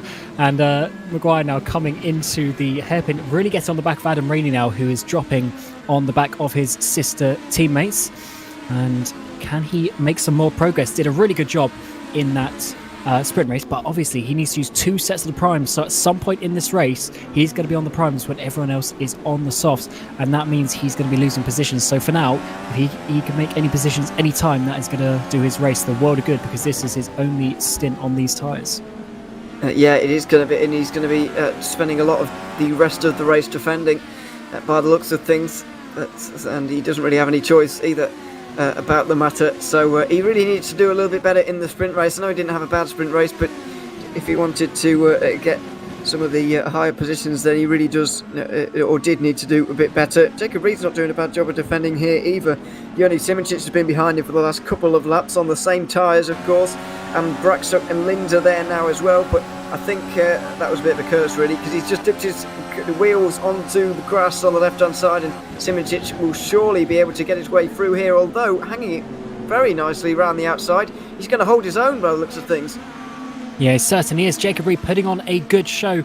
Dennis Lind also in the background having a nice battle, but can Simoncic get past? It's going to be the outside of turn 1. We saw Jan Muska try this in the previous race, but Simoncic is going to be almost gifted that position. Jacob Reed not fighting it too much, and now Dennis Lind down the inside of turn number 3. There's going to be a bit of ascent here. Dennis Lind is on those softer compound tyres as well, so that should be a little bit more grip as Jacob Reed gets sent over the curb and manages just about to hold on to the car. But Braxtock also on the alternates is going to be coming for him, but Jacob Reed there losing 2 positions, as we now have your championship second place. Dennis Jordan trying to fight his way through Braxtock, but this is going to be a bit difficult for him, as we mentioned, with Braxtock already being on those softer tyres.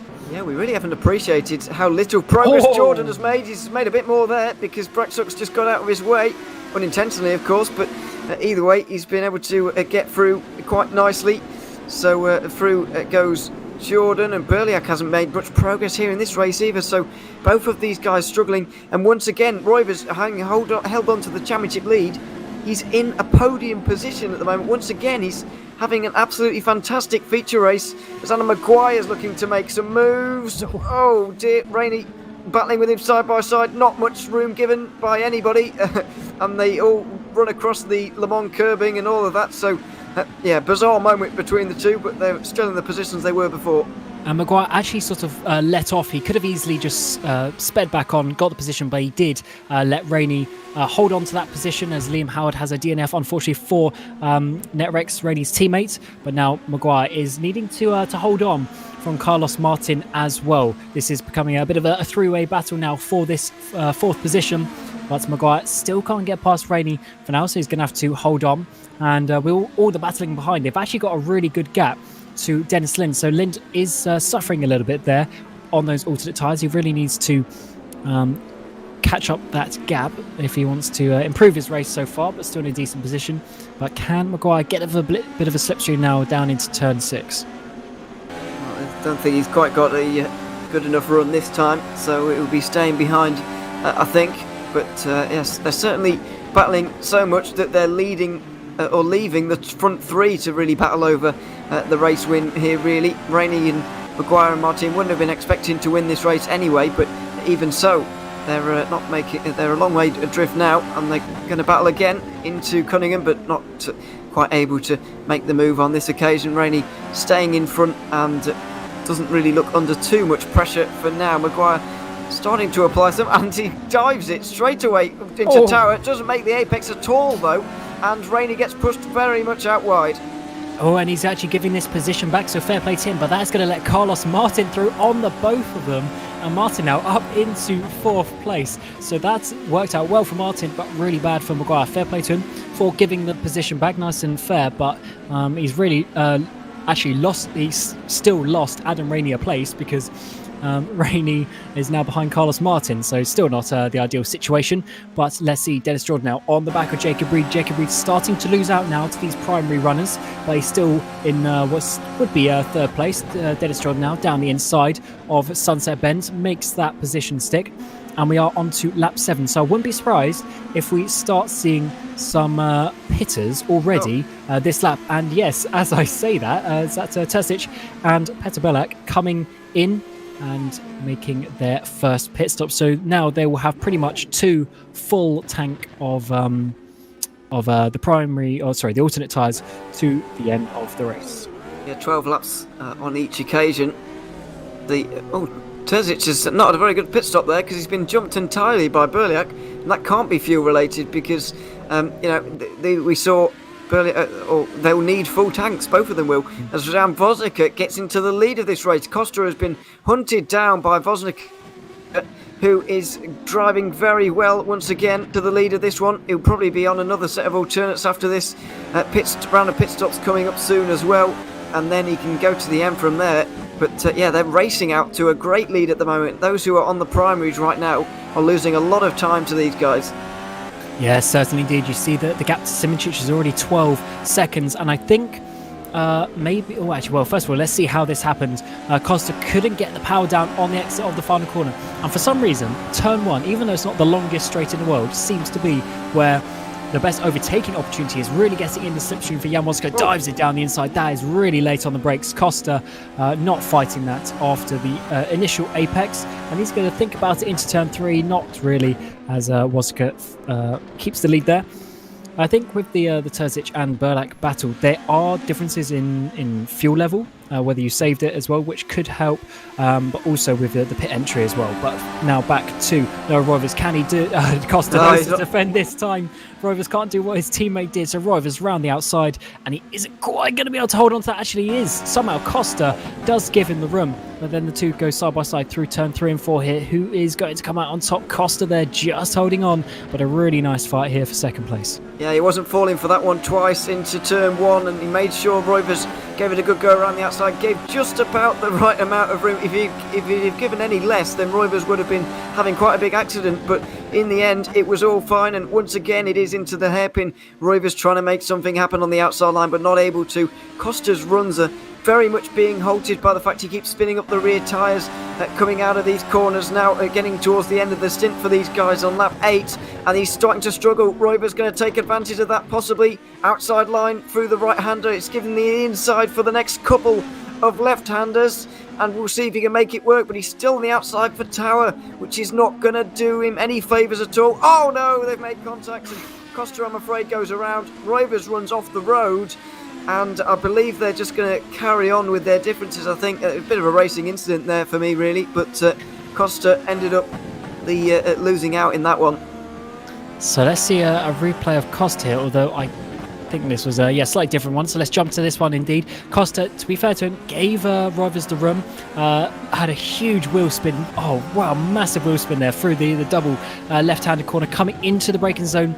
Does he make the apex? Oh yeah, he really lost himself, didn't he? Just on the apex, or as he entered the apex, just lost the rear a little bit, had to correct and making the contact in the side. So I think that was all sort of a fair game with how that one worked out, as we've got is that Adam Rainey running a bit wide, as now Simoncic and Jordan go for a bit of a battle. Simoncic coming into the pit lane, but is Dennis Lynn going to be able to get past Adam Rainey, who's really started to drop down? Dennis Lynn all the way around the outside of turn 1. We've seen it possible. Can the two go side by side? Lynn keeps it within the track limits. Who's going to break later into turn number 3? Looks like it's going to be the Danish driver, and he gets up into that 6th place, starting to make some positions.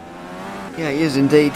He's finally making progress here in this race. He has struggled a little bit to do that so far, but he is doing so now. But Yeah, Dennis Jordan also making a bit of progress. I know there's been some pit stops, but 8th place for him is still pretty good. It seems that people aren't really worried about tyre wear, and they're just kind of running out on these tyres for however long they really want to. Jordan, let's not forget, will be on the alternates till the end of the race from here, so he doesn't quite want to use them yet. He's conserving those tyres, but the likes of Berliak and Terzic and Simoncic, well, not Simoncic so much because he's on prime, is still got to use them, but Jordan's still not quite taking the alternates for whatever reason. These two are going to be out gaining time compared to him. Yeah, certainly. Indeed, it's going to be an interesting strategic battle because we are going to be obviously seeing who is going to come out on top. We saw both in Indianapolis and Elkhart Lake, there's been all sorts of different strategies going on. People going long, people going short. People trying to, for instance, Rovers, the reason why he actually won was because he went so long. He had such a short final pit stop, didn't stop for very long, gained a few seconds in the pit lane. So, really is good to see the different strategies. We never know who's going to come out on top till really the last 3 or 4 laps when they all come back to one. But now we come on board with Carlos Martin, coming onto the back of Ricardo Costa, who will be struggling a little bit with his tyres, and he's going to be able to just sort of hold on to that position for now. But Martin having a much better race here at Sebring. Yeah, he is indeed. He's not had the greatest of races so far in the season. As I mentioned, his best place so far has been a ninth place finish so far. So, but his stronger results have been in the feature races, and that is proving true once again. Dennis Jordan coming in, by the way. Berliak and Terzic both have gone through on him. You'll see where Simoncic is compared to him, because when Simoncic came in, they were basically side by side, but the undercut has worked out a little bit for the Slovenian by the looks of things. Yeah, that's an interesting one. You'd think if Jordan stayed out longer, he would then take less fuel, but maybe he'll do that on the next stop as well. We'll have to obviously see that. Oh, but actually there's a tyre difference as well. Simoncic on the primes, Jordan on the alternates. So Jordan will need to get past the Slovenian, otherwise he's going to be held up, and then try and catch that gap to Terzic and Berliak, because they gained quite a lot. They're sort of 7-8 seconds up the road. So this is quite an important stint for Dennis Jordan. I could have sworn Simoncic has used already 2 primary stints, but maybe I've not been quite watching closely enough in this one. He certainly wasn't on the alternates during the sprint race. I'm pretty sure that he wasn't in the first stint of this race either. But it is his first race in the championship, and I just wonder if he quite knows what the rules are. Oh, well, he certainly does, because it's the same rules last season.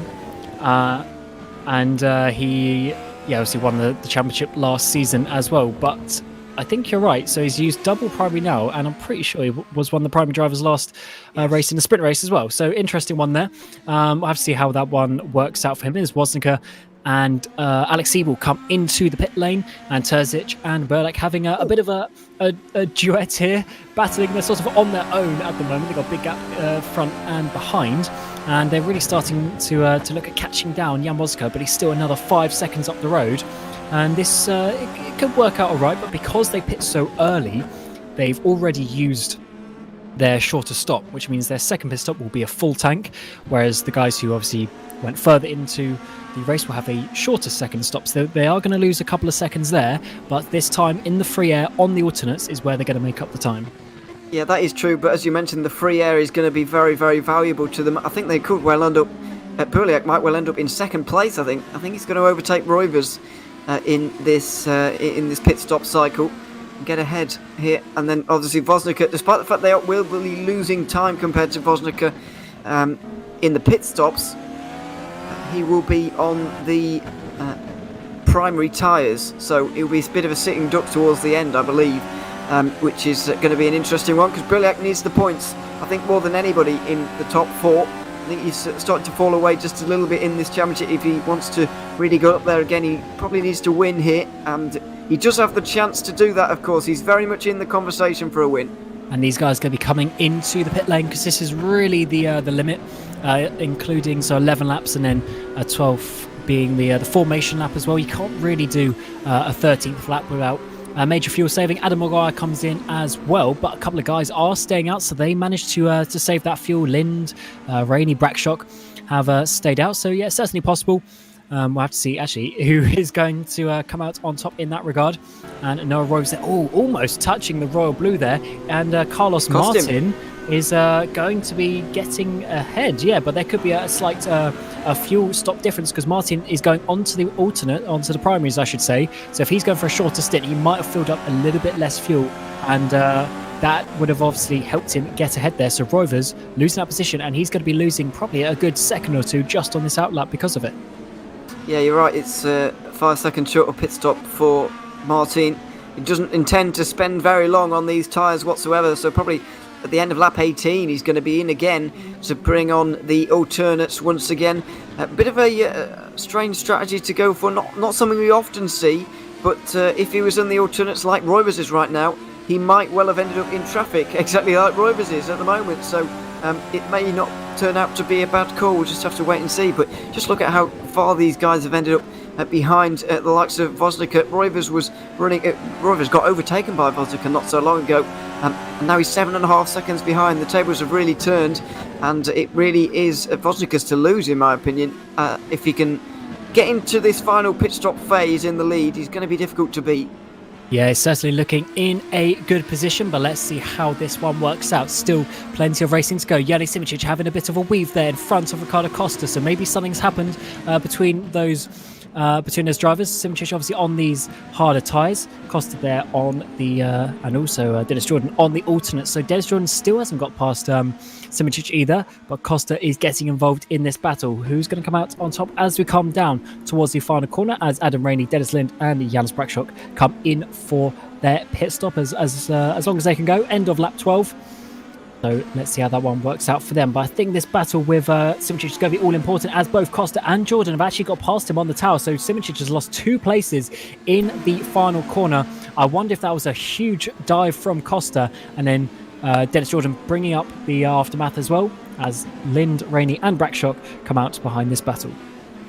Yeah, I just wonder if those tyres as well, the primaries, are really hurting Simičić at this stage, because you wouldn't see that normally if everyone was on the same tyres here. You wouldn't see them just going straight through there, I wouldn't imagine. But anyway, Jacob Reed has taken the pain through the first few moments of this race. He was on the primary tyres, was getting overtaken a lot, and now it's time to do some overtaking, I think, for him. And he's down the inside, straight through on Simičić. And yeah, that will be job done, really, by the looks of things. Let's see what did happen. Did he make a mistake himself? Did he push himself out wide? Well, let's find out. Costa and Jordan just behind. It might well be a mistake here from Simičić. I think there might be a bit of collateral damage as such. Costa's going to go round the outside. Is there a bit of contact? Yeah. Yeah, definitely. And that meant that Jordan could go down the inside as well. So how many times have we seen that actually so far, where you battle one person but then you actually lose an extra position as well, because the battling and the fights are just so close here. The car's able to stay very close together indeed, as Brakshock is now on the back of Adam Rainey. So Rainey, he was in second place, I think, at one point, down in 12th. So it hasn't quite worked out for him so far this race. And he's now got Brakshock behind him as well. Rainey also on those primes, so he's going to be suffering to the guys behind him who are all on the softer alternate tyres. Yeah, it's going to be a big stint for losing positions, I think, for Rainey. Oh, well, not there. There goes Brakshock, and he just about holds on. That's exactly what happened at turn 1 on lap 1 of the first race here this evening. He spun like that right in front of the field, so slightly less dramatic consequences on this occasion, but you can exactly see how it happened. Yes, certainly. We've seen a few drivers lose the rear end as Costa there power slides out turn 5 as well. So, certainly the rear end of this car in this trim a little bit lively, and let's see, is he going to dive down the inside of Adam Maguire, who's on those harder tyres?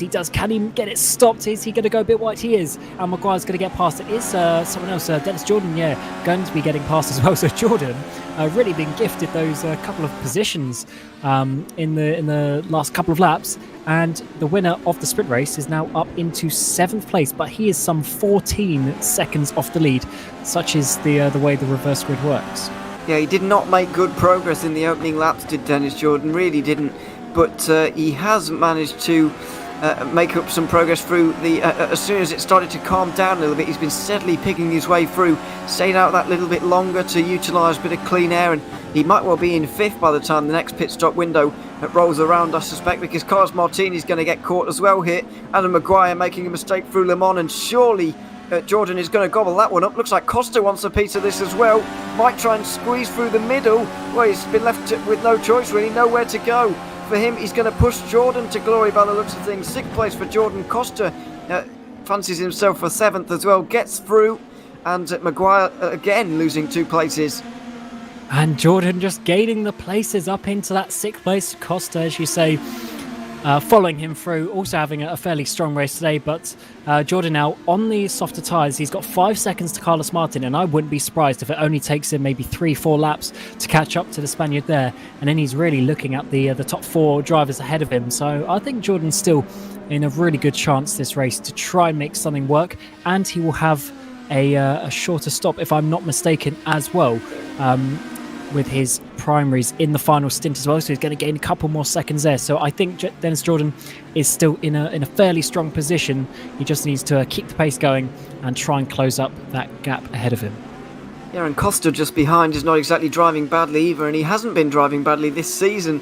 Either the first 3 results for him were a 7th, 3rd and 5th, and that was very strong indeed. It's just the DNF in the feature race at Elkhart Lake which makes his points tally look fairly lame at the moment, but his driving has been pretty good so far, and Alex Siebels has been as well on his IndyPro Season 2 debut, trying to get through on Rainey here. Going to be a long way round there, but might be chance for a move sooner rather than later. He's just looking for another strong result really, and he's already getting one by the looks of things.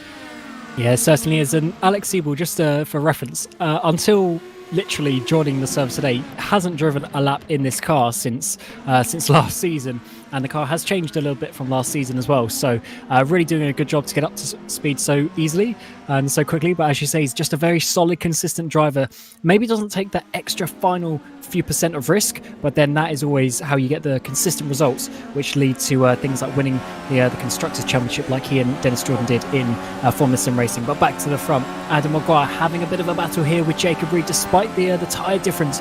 Maguire really trying to battle back, but I think Jacob Reed's going to be able to hold on to this for now. But Maguire is looking very pacey so far. And so is Siebel by the looks of things. Rainey defends on the inside line, but trying to go for the cutback there. The bumps really didn't serve the German very well at all, and so he's going to have to wait for another opportunity. You really do want to hang it around the outside through turn 1, it seems, if you're going to do it at all through that corner. Doing a cutback like Siebel just did is very tricky to kind of change direction like that in one of these cars, and over these kind of bumps as well. That does make your life quite difficult as we go down on the brakes again in the hairpin. Not quite late enough on the brakes, and not risking it enough either just yet. Coming out of the corner, maybe now's the opportunity. We saw him quite close this time last lap. Rainey is going to have to go defensive here, surely, if he wants to hold on to 12th. He sort of does, but Siebel didn't really want to go through there. Yeah, he didn't. Siebel was trying to obviously find the nicer place to overtake that corner there. Turn 10 is not necessarily the best one to do so. And he's sitting behind Rainey. He's definitely got the tyre advantage. He's really hounding the back of the NetRex driver, but he can't seem to get past at the moment. But I do think he's going to be able to, and if he can get past, he's got quite a few seconds gap ahead of him as well, so he'll be able to make up some time and use those softer tyres to his advantage. So let's see if he can get this. Rainey with a bit of a wiggle on the exit of turn 16, and that could be very crucial, because Alex Siebel now getting an awesome run, getting the slipstream down the inside. It will be into turn 17, Sunset Bend. Can the German driver hold it on the inside, as we're going to get Brackshock also coming up the inside? That could be 2 positions for Adam Rainey, and I think it will be on the exit. Siebel is going to get past Adam Rainey, getting very close to the wall. But now, who is going to be coming out on top into turn number 1? Will Janos Brackshock send it down the inside like we've seen quite a few drivers already? Yes, he is, but Adam Rainey around the outside is going to hold on. Yeah, your line really just tighten up, and your options do kind of diminish when you go on the inside line there for Brackshock on this occasion, and it wasn't able to get through at all. The outside just seemed to be the better one, especially if you got your nose in front. You can hang it round there. This is surely the chance though. Rainey a little bit wide through this gentle right-hander and into the hairpin. It's almost an invitation for the Hungarian to go down the inside, and he does take it, but messes up a little bit, bobbles on the brakes over the bumps, and Rainey's going to come back at him, side by side out of the hairpin, the awkward chicane, and finally Bertsup has managed to make his way through there. 13th position for him. Rainey struggling to hold on to these places. Yeah, he has been the whole race, and his pace hasn't been as good as he would have liked, but also his strategy I don't think is working out, because he's one of the drivers who's on the primes when everyone else is on the alternates, really losing some positions, also with the battling that comes with that, not just being on the slower tyres, but then obviously every time you battle in a corner you lose half second here and there. So I see a replay of Adam Maguire, Dennis Lind on the back of him, coming down into Tower Corner. He's going to go a bit wide. The Danish driver's going to have an awesome exit there. No sliding at all. And then is Yannick Simicic actually going to come past as well? Yes, he is. So Maguire, after doing quite good work already this round, is then losing a couple of positions. Yeah, absolutely. He's dropped outside the top 10 now. Let's hope that Simicic does know that he can put alternates on towards the end of this race, because it was... he's used 3 primaries already in this event here this evening, which is obviously one more than you have to, and obviously you want to avoid doing that. So a bit of a strange one. I don't quite know why he's done that, but who knows what he could have done without it. Yeah, maybe he just forgot which tyre he did in the sprint race. I don't know. It is a bit of a weird one, because I think Simicic would have. He would have been up there with Jordan if he'd taken the alternates, because he was ahead of Jordan. So he would be really challenging for those top 5 positions, as Jordan's already on the back of Carlos Martin. Instead of taking 3 or 4 laps, and has done. He's actually going to be going to the outside of turn 10, around the outside. Well, given the inside, he's going to have the superior grip of the tyres as well. And as we come towards Tower Corner, he's going to be able to hold on to that position into P5. But the NetRex cars, well, the guys ahead in general, really, they've really pulled away. They've done good strategy, they've done good pace, and Jordan is really going to need to close down and try and get ahead of Rovers, actually, because Rovers 1 place ahead of him in the championship, and if he can obviously get past, then that will put him potentially either equal or ahead. So it could be quite crucial for Dennis Jordan with just the oval races coming up this season. Well, yeah, it's going to be quite an important moment here in a couple of moments, because Berliak and Terzic are going to be in here. They've got to be. They're out of fuel pretty much, and they're going to be fueling to the end. Obviously, fueling for a little bit more of the race than Vosnica will be fueling for, but he will be on primary tyres. Will the current race leader? So how is that going to affect things? These guys are going to be able to get out there and go all out basically to the end. So will Carlos Martin and Jacob Reed, actually, who are both in on this same strategy, and Simicic, who's also in here. But yeah, I mean, are they going to get the clean air that they really need? It looks like they will. Yeah, it's going to be a interesting one for these drivers here. Terzic and Berliak. They have obviously needed a longer stop, so they are going to now lose those time, but they would have then gained time by being in clean air for that whole middle stint. So whether they've gained back those extra sort of 4, 5, 6 seconds, we'll soon find out when the guys come into the pit lane themselves. And I think this could work out pretty nicely for Berliak and Terzic. I mean, remember, Terzic, he was all the way down like 17th at the start of the race. Berliak not having the best start as well, getting caught up, losing a few positions. So the strategy to get yourself out of the traffic might actually work out in the end. Yeah, I think it is the effect of free air and clean air is underestimated, actually. Running out on your own, and as entertaining as the battles are, we enjoy watching them, of course, but how efficient is it really to be battling that hard for your actual race? I don't think it's beneficial at all. So I think staying out of those kind of battles in the clean air is actually a bit of an underrated strategy, really. And so we'll see if Berliak and Terzic can pull it off. I think it'll be interesting to see what the lap times are like compared to Berliak and Vosnica here. Are those new tyres going to be doing anything for him? Because after all, he will be full of fuel at this stage, the Croatian, so it might not be doing him absolute wonders, but then again, he's on new tyres, so it's a difficult trade-off. Yes, certainly is indeed. And Berliak actually had a really good middle stint there, and he's now sort of 4 seconds ahead of Terzic as well. That worked out well for him. Maguire now coming in, so he'll have a slightly shorter stop. He'll be able to take a lap or 2 less than the cars around him who've already made their pit stops. But now Simoncic finally onto the alternate tyres. He'll be loving the grip that he is getting from these. And he is on the back of Jacob Reed. These guys are a minute off the lead, with the guys in the lead still needing a pit stop, of course. And now Simoncic, can he get past Jacob Reed? Good slipstream up into turn number 1. And I think this is Adam Maguire. Actually, he's coming out of the pit lane, and he's going to be coming behind these guys, but also onto the primary tyres. So that is going to obviously be a bit more struggle for him, having done the sprint race on the soft tyres. Yeah, absolutely. He's really going to be struggling throughout the rest of this race.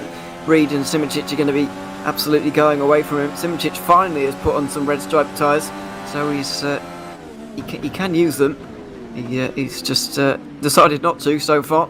Now finally he does, and he'll be looking to make up some ground. I think he will get past Reed here sooner rather than later, but it just depends how far he can get up the order, really, because I think most of them around him are also going to be on the alternates, so it's going to be difficult for him to really gain anything out of this. And I struggle to see him on the... I know I don't like to say this very often because it is Simoncic and he always finds a way to end up on the podium, but I really can't see him in the top 3 this time around.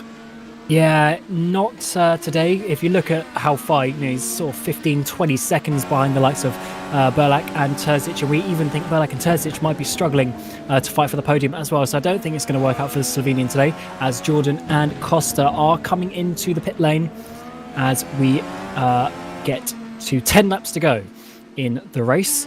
And let's see where they're going to come out. There's Jordan getting away from his pit box.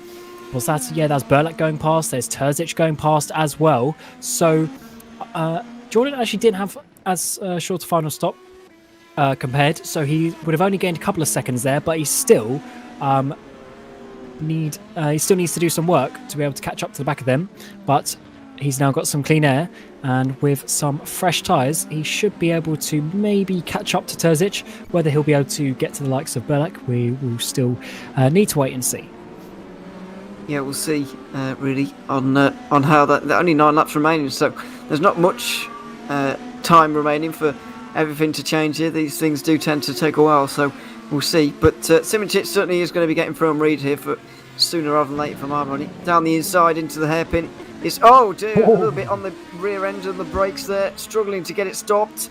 And Reed is just going to take it straight again here out of the hairpin. That was the easiest re-overtaking he'll ever do, really. Just getting it slightly wrong there, Simoncic. When you're really on the limit in these cars, the rears can lock up quite easily, as we're just seeing. Yeah, certainly can. That is one of the things that Alan Terzic, who sort of really orchestrated the car and the setup behind the scenes, tried to add, was having the brakes just that little bit harder, so you can't just dive it down the inside to smash on the brakes. You really have to use a little bit of finesse. And just seeing there with Simoncic getting caught out just a little bit. We've seen a number of drivers, Wozdaka having it quite majorly wrong in the sprint race, losing the rear end. And although it's working out from this race so far, but it certainly can happen to the guys towards the top, as we've seen some more drivers come in. Alex Siebel in 5th place, and now Carlos Martin on the back of Ricardo Costa. Martin having a pretty strong race today, and he should be able to get Costa at some point, with Costa being on those prime tyres. Yeah, he should be able to, but easy said than done, I suppose, as Siebel is in as well.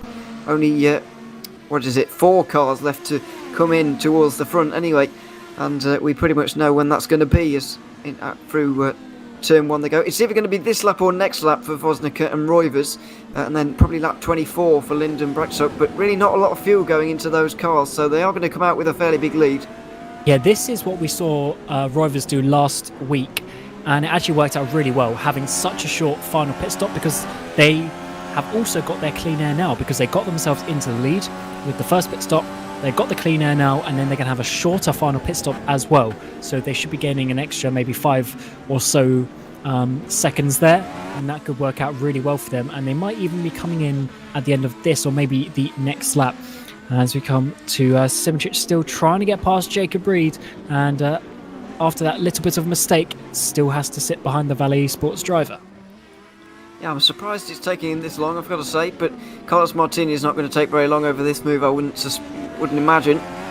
Ricardo Costa's going to struggle here as Vosnica is in. Roy was able to go around again, but we'll see where those guys come out. Yeah, Martin surely into Sunset Bend, he'll be giving it a go, or maybe into turn 1, because that's where you can really use the extra grip from these alternate tyres through those higher speed corners. But not a great exit from Le Mans there. Costa did that complex very well. Yeah, Costa didn't get it 100% perfect, but Martin got it even worse in that regard. But it is so difficult to get on the power, and it just shows you that you can definitely defend, as was the case coming out of the pit lane side by side with Petter Burlak. Can Petter Burlak dive down the inside? He's on the primary tyres as well, so Petter Burlak's going to have hot and warmed up softs. He's going to try and get the run here out of turn 5 through turn 6. This could be the lead of the race potentially for Petter Burlak if he could dive it down the inside, but Wozniacki actually got a really good exit as he come through turn number 6 now. I think Petter Burlak's going to be a little bit too far behind for this corner, so he's going to have to set him up. But with Wozniacki being on those prime tyres, I think Petter Burlak got a very good opportunity of taking effectively the race lead here.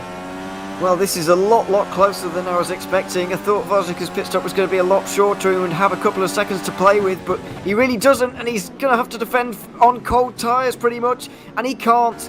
Burlak's just going to drive straight around the outside, as you'd expect, and he's going to cruise to a victory if nothing goes wrong here. Wozniacki doesn't want to let him go at all, but what can he do?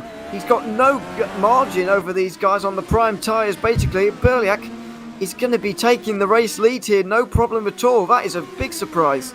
And Petter Burlak was down in like P13 at one point in that first stint as well, really showing you how the strategy is just so important in the IndyPRO Championship. Alan Terzic is coming for Wozniacki as well. If Wozniacki can't get up to speed, obviously they're on roughly the same fuel because obviously they all have the same amount of laps to go. But where is Noah Roivers going to come out in this as well? I think this could be quite close with Alan Terzic. Or maybe he'll be in the gap between Terzic and Jordan. We'll have to see just exactly how short this stop is going to be. And using the primary tyres could potentially be a bit of an issue. It looks like Burlak and Wozniacki are going to go ahead as we expected. Roivers was then a few seconds behind. Can he get out in front of Alan Terzic though? Or is Terzic going to take third place on the road? It's going to be side by side on the exit of turn number 1. Is there going to be any contact made? No, Terzic just gets that position. And as we come into turn 3, he's going to have a much easier time of it from Petter Burlak because he doesn't need to make the overtake. Oh, but Braxock, by the way, off the road there. Oh, he's got no front wing for whatever reason. He's going to retire here. Well, his race wasn't going great anyway, but he's certainly retired now. But yeah, let's see how this happened. I think he was on his own, not through turn 1 again. We've seen him already losing it through turn 1 last race. He's not this time. Just where is this guy? He just loses it towards turn 2 and 3 and steers into the wall there, so that'll be the end of Braxock's day. But yeah, I'm not even convinced anymore that Wozniacki's going to finish on the podium here. Dennis Jordan is in with a real chance of a podium. There's a fairly large gap, but you know, it's very closable considering he's on the alternate tyres there. There's a big chance here, and all of a sudden Wozniacki and Roivers could be losing a fair amount of points. Oh, they certainly can. It just depends how fast they can be on those prime tyres. As I said, there can be about even a second a lap or so difference between the drivers, between the tyres, I should say. So I think Dennis Jordan will definitely have a good opportunity of getting Roivers. It just depends if he has enough time to get up to Wozniacki. And Dennis Lind, if I'm not mistaken, he still needs to pit, does he not? Dennis Lind does, yeah. He's about to. Well, he's supposed to be doing it now, but he's clearly not, is he? So somehow he's going to have a short stop, though. Somehow he's managed to get 13 laps here. Yeah, it's actually Simonchich in the meantime, though, going down the inside of Jacob Reed. Can he finally make this overtake stick up the inside of Sunset Bend? Good side-by-side racing between the two drivers.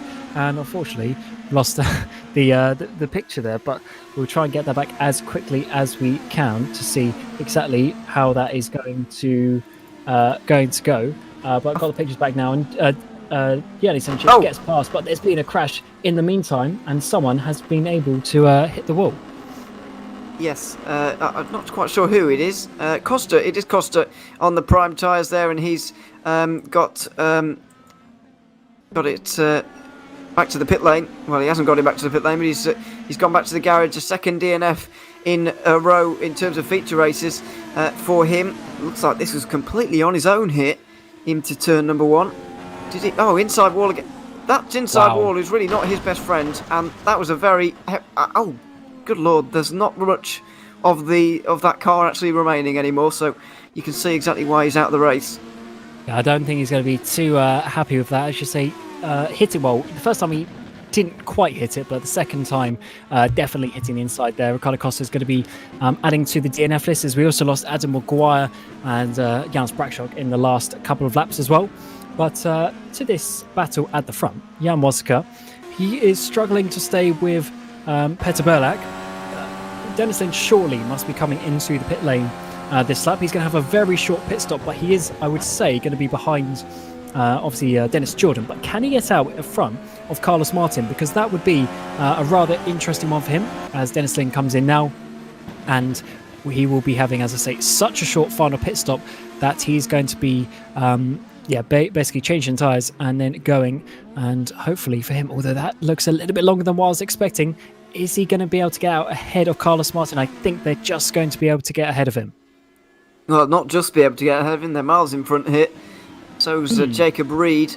Alex Siebel's going to be fancying his chances maybe, but I don't think he's going to be anywhere near here. So slots into a nice bit of clean air, but that's not particularly useful at this stage. Primary tyres, and Dennis Lind is going to be trying to hang on to a top 10 here, which is not what he was expecting at the start of the day, but that's the situation he finds himself in.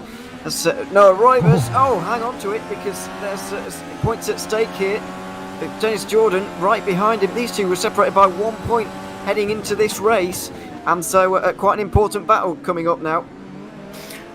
Yeah, it's very important indeed, because this is for the championship lead. If Dennis Jordan can get past him in the feature race, these guys, P4, P5, there is 2 points. 29 points for P4, 27 points for P5. So if Jordan gets ahead of him, that will then be a 2-point swing, and he will then be leading the championship, or leading no Rovers at least, by 1 point. So this could be very crucial for Dennis Jordan as we come into the final few laps of the race. Looks like Peter Burlak has pulled away at the front.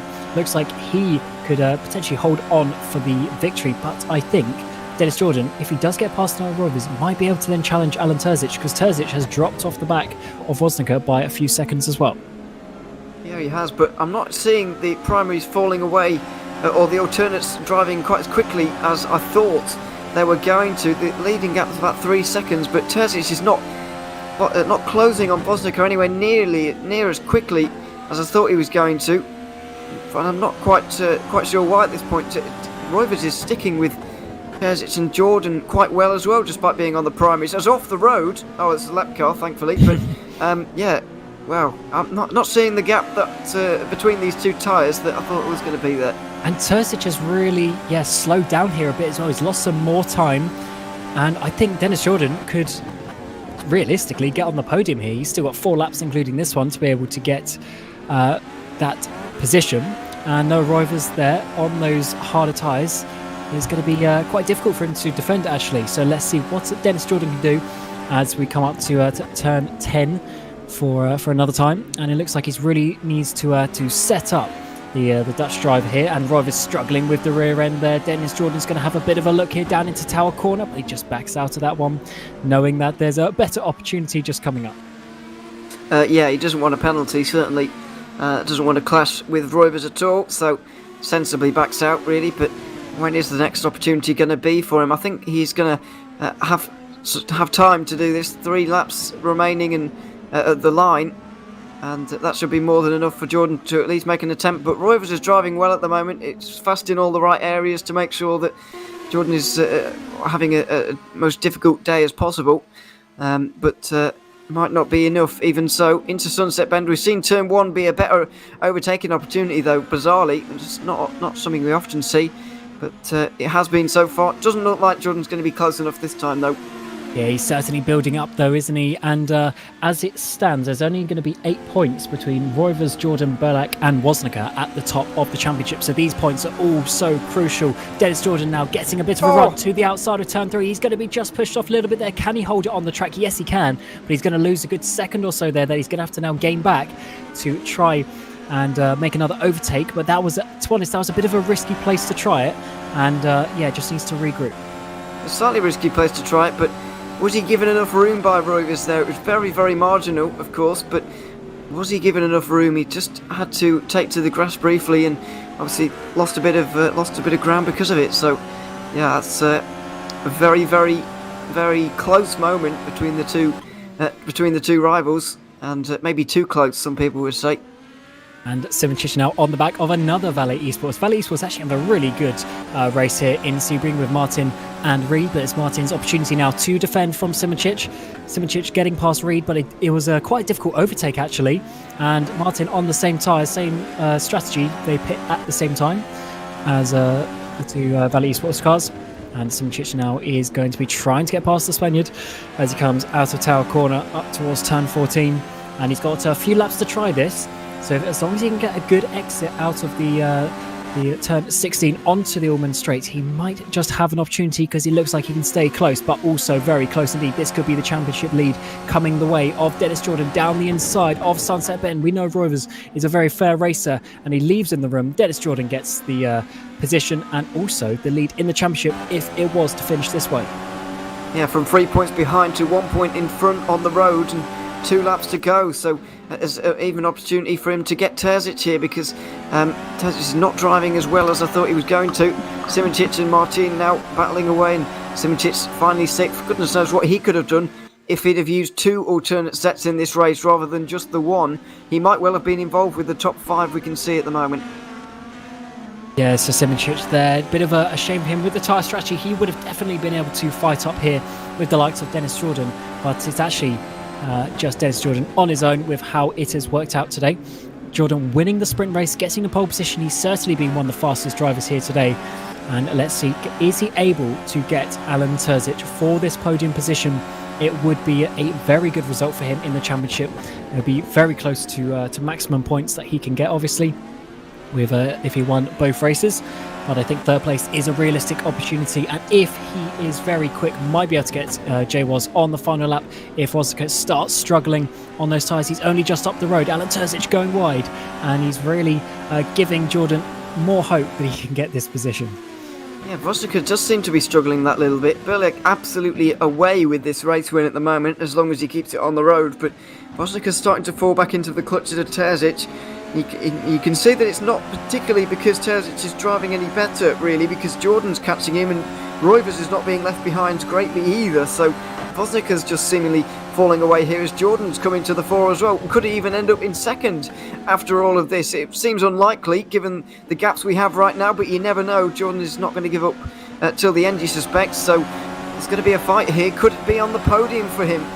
On to the final lap as well. This is the last lap time. Alan Terzic round the outside, Dennis Jordan up the inside. He doesn't send it, so Terzic is going to hold on to that position for now. Jordan knows, though, that this could be quite crucial because this could be another 2 points advantage that he would get ahead of Noah Roivers, and also then 2 points further away from Peter Berlak in the championship as well. Now, coming out of turn 6, Terzic with a bit of a slide. Dennis Jordan getting the slipstream. Who is going to come out on top in this final lap battle for the podium? Dennis Jordan's going to be looking down the inside. Alan Terzic is going to break late though. Small lock up, but manages to hold on to it, and Jordan's going to have to think about another place.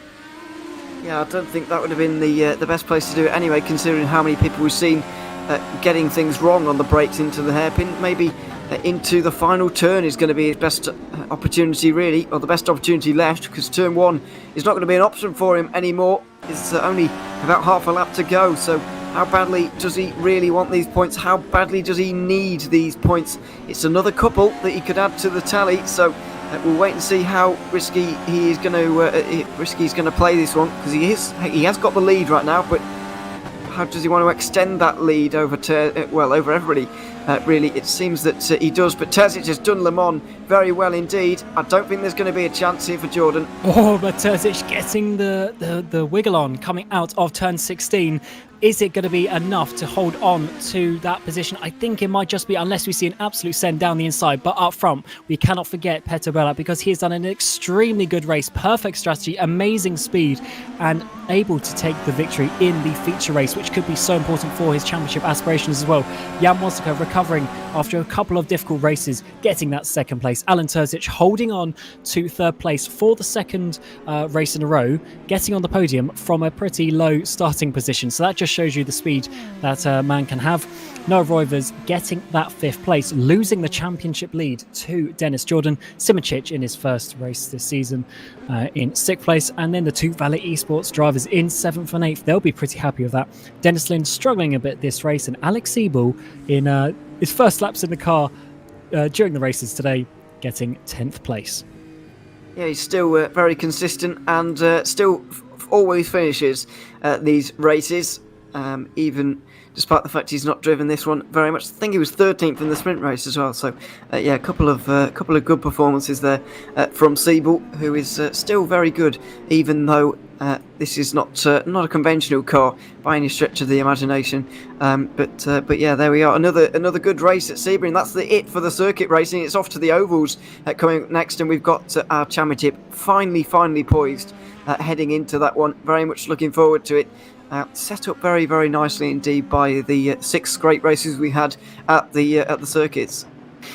And I think it's going to be great to see the 2 oval races round out the season with the points being so close indeed.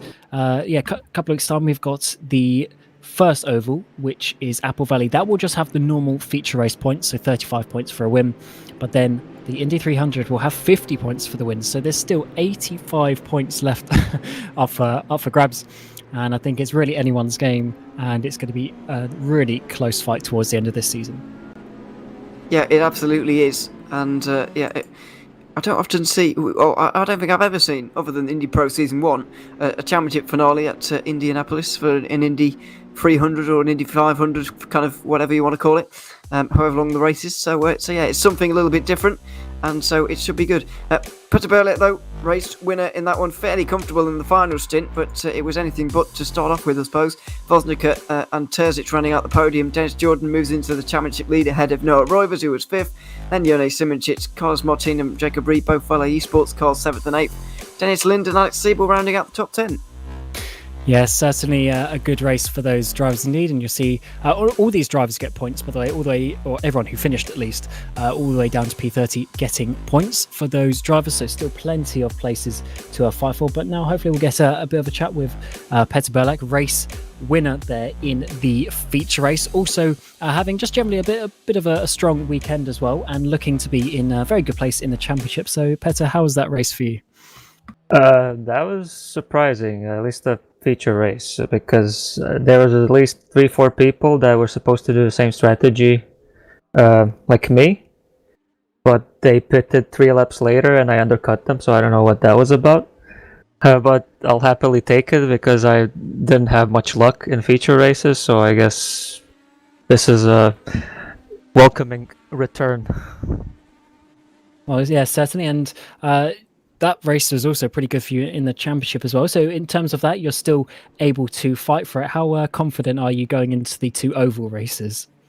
Well, I mean, ovals, the old cliche, anything can happen. That's exactly it. So, I mean, I'm not going to probably prepare too much, but I mean, yeah, I expect a fun race. That's certainly, all. Yeah, certainly indeed. So yeah, good job today, and hopefully we'll be speaking to you in a couple of weeks' time. Thank you. And Jan Woznica, not on pole position today, but a very strong result indeed. Unfortunately, you had the spin in the sprint race, so maybe you want to tell us about that first. Yeah, it was very close for the pole position with Jordan, so yeah, sadly not this time, but still, I was really quick, and yeah, then in the sprint race, I made contact with Dennis. He let me through again, but sadly, my car was slightly damaged. Not a lot, but still got me out a little bit. And yeah, it's just the way it is. And but you had a bit of a stronger feature race though. So are you feeling confident as we go towards the oval races? Yeah, the feature race was strong. I mean, I really wanted to get the win, but yeah, had a better race, better strategy. So yeah, GG to him. And yeah, I think I'm confident for the oval races. I mean, everything can happen in those races. I think luck is more important. So yeah, I won't prepare a lot for it, but still, I will make the best out of it. Well, you certainly did a good job today. So good. Well done. Thank you. And Dennis Jordan, pole position. So taking that away from Jan Woznica. So good job for that. Also, really dominant performance in the sprint race. So I guess you are pretty satisfied with your results today.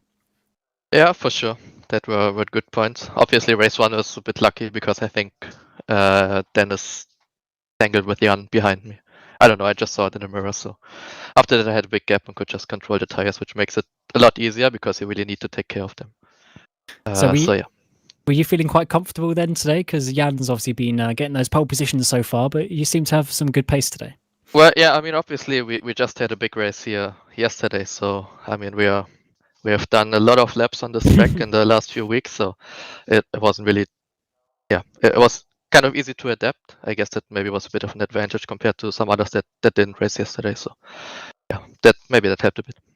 And you won the Indy 300 last year. So with the two oval races coming up, what do you feel going into those? Yeah, honestly, I feel already now quite confident about Indy. But the next race, Apple Valley, that's going to be a tough one because there's quite a bit of RNG involved. It's a bit more of a pack race where you need to get lucky to really get a good result. So let's see what happens there. And if I can survive that race, then I'm looking forward to Indy for sure. And I believe you're also leading the championship now by 1 point. So getting very close at the front there with Noah Roivers. So do you think that overtake on him was going to be quite important in that regard? Well, I didn't know about the point situation, so I have no idea. I mean, there's still 2 races to go, and one of those races kind of counts for 2. So, I mean, it's somewhat, if you want to say, really even only the halfway point of the championship. So, still a long way to go. Oh, indeed, but good job today. Thank you. And Ewan. So once again, we saw some quite interesting strategies, and we saw potentially someone we didn't really expect to win, getting the victory, just showing how important the strategy can be. It has been really for the first 3 rounds, and that's what we've enjoyed so much about the last 6 races or so. It was a feature last season. It's been a feature this season. It's a shame to see that go, obviously, but it's in place will be some good oval racing, hopefully. Looking forward to that. And can't beat a bit of oval racing. So it should be good. And the interesting with oval races is you can always come back from having a few issues. Phil Kraus won the race at Apple Valley last year, and he was in the wall at one point, but he managed to repair his car and then work his way through the pack as well. So certainly anything can happen, and I think looking forward to that one indeed. But it's going to be a couple of weeks' time for that race. We obviously have a Christmas next week, and then the week after, as we get into 2022. We can then look towards the races of Apple Valley and the Indy 300 on the 9th of January. So we look forward to those 2 races, very close in the championship indeed, thanks to 3D Rap and CT Esports and SimLab as well. But first of all, we'll get a look at the standings before we finish. And as you see, there 1 point between Jordan and Rovers and only 2 points back to Petr Belak and Jan Moska, still with every opportunity 7 points behind as well. So very close as we come towards the final 2 races of the season, both oval races, both plenty of action coming your way. So we thank you for watching and we wish you a very warm goodbye.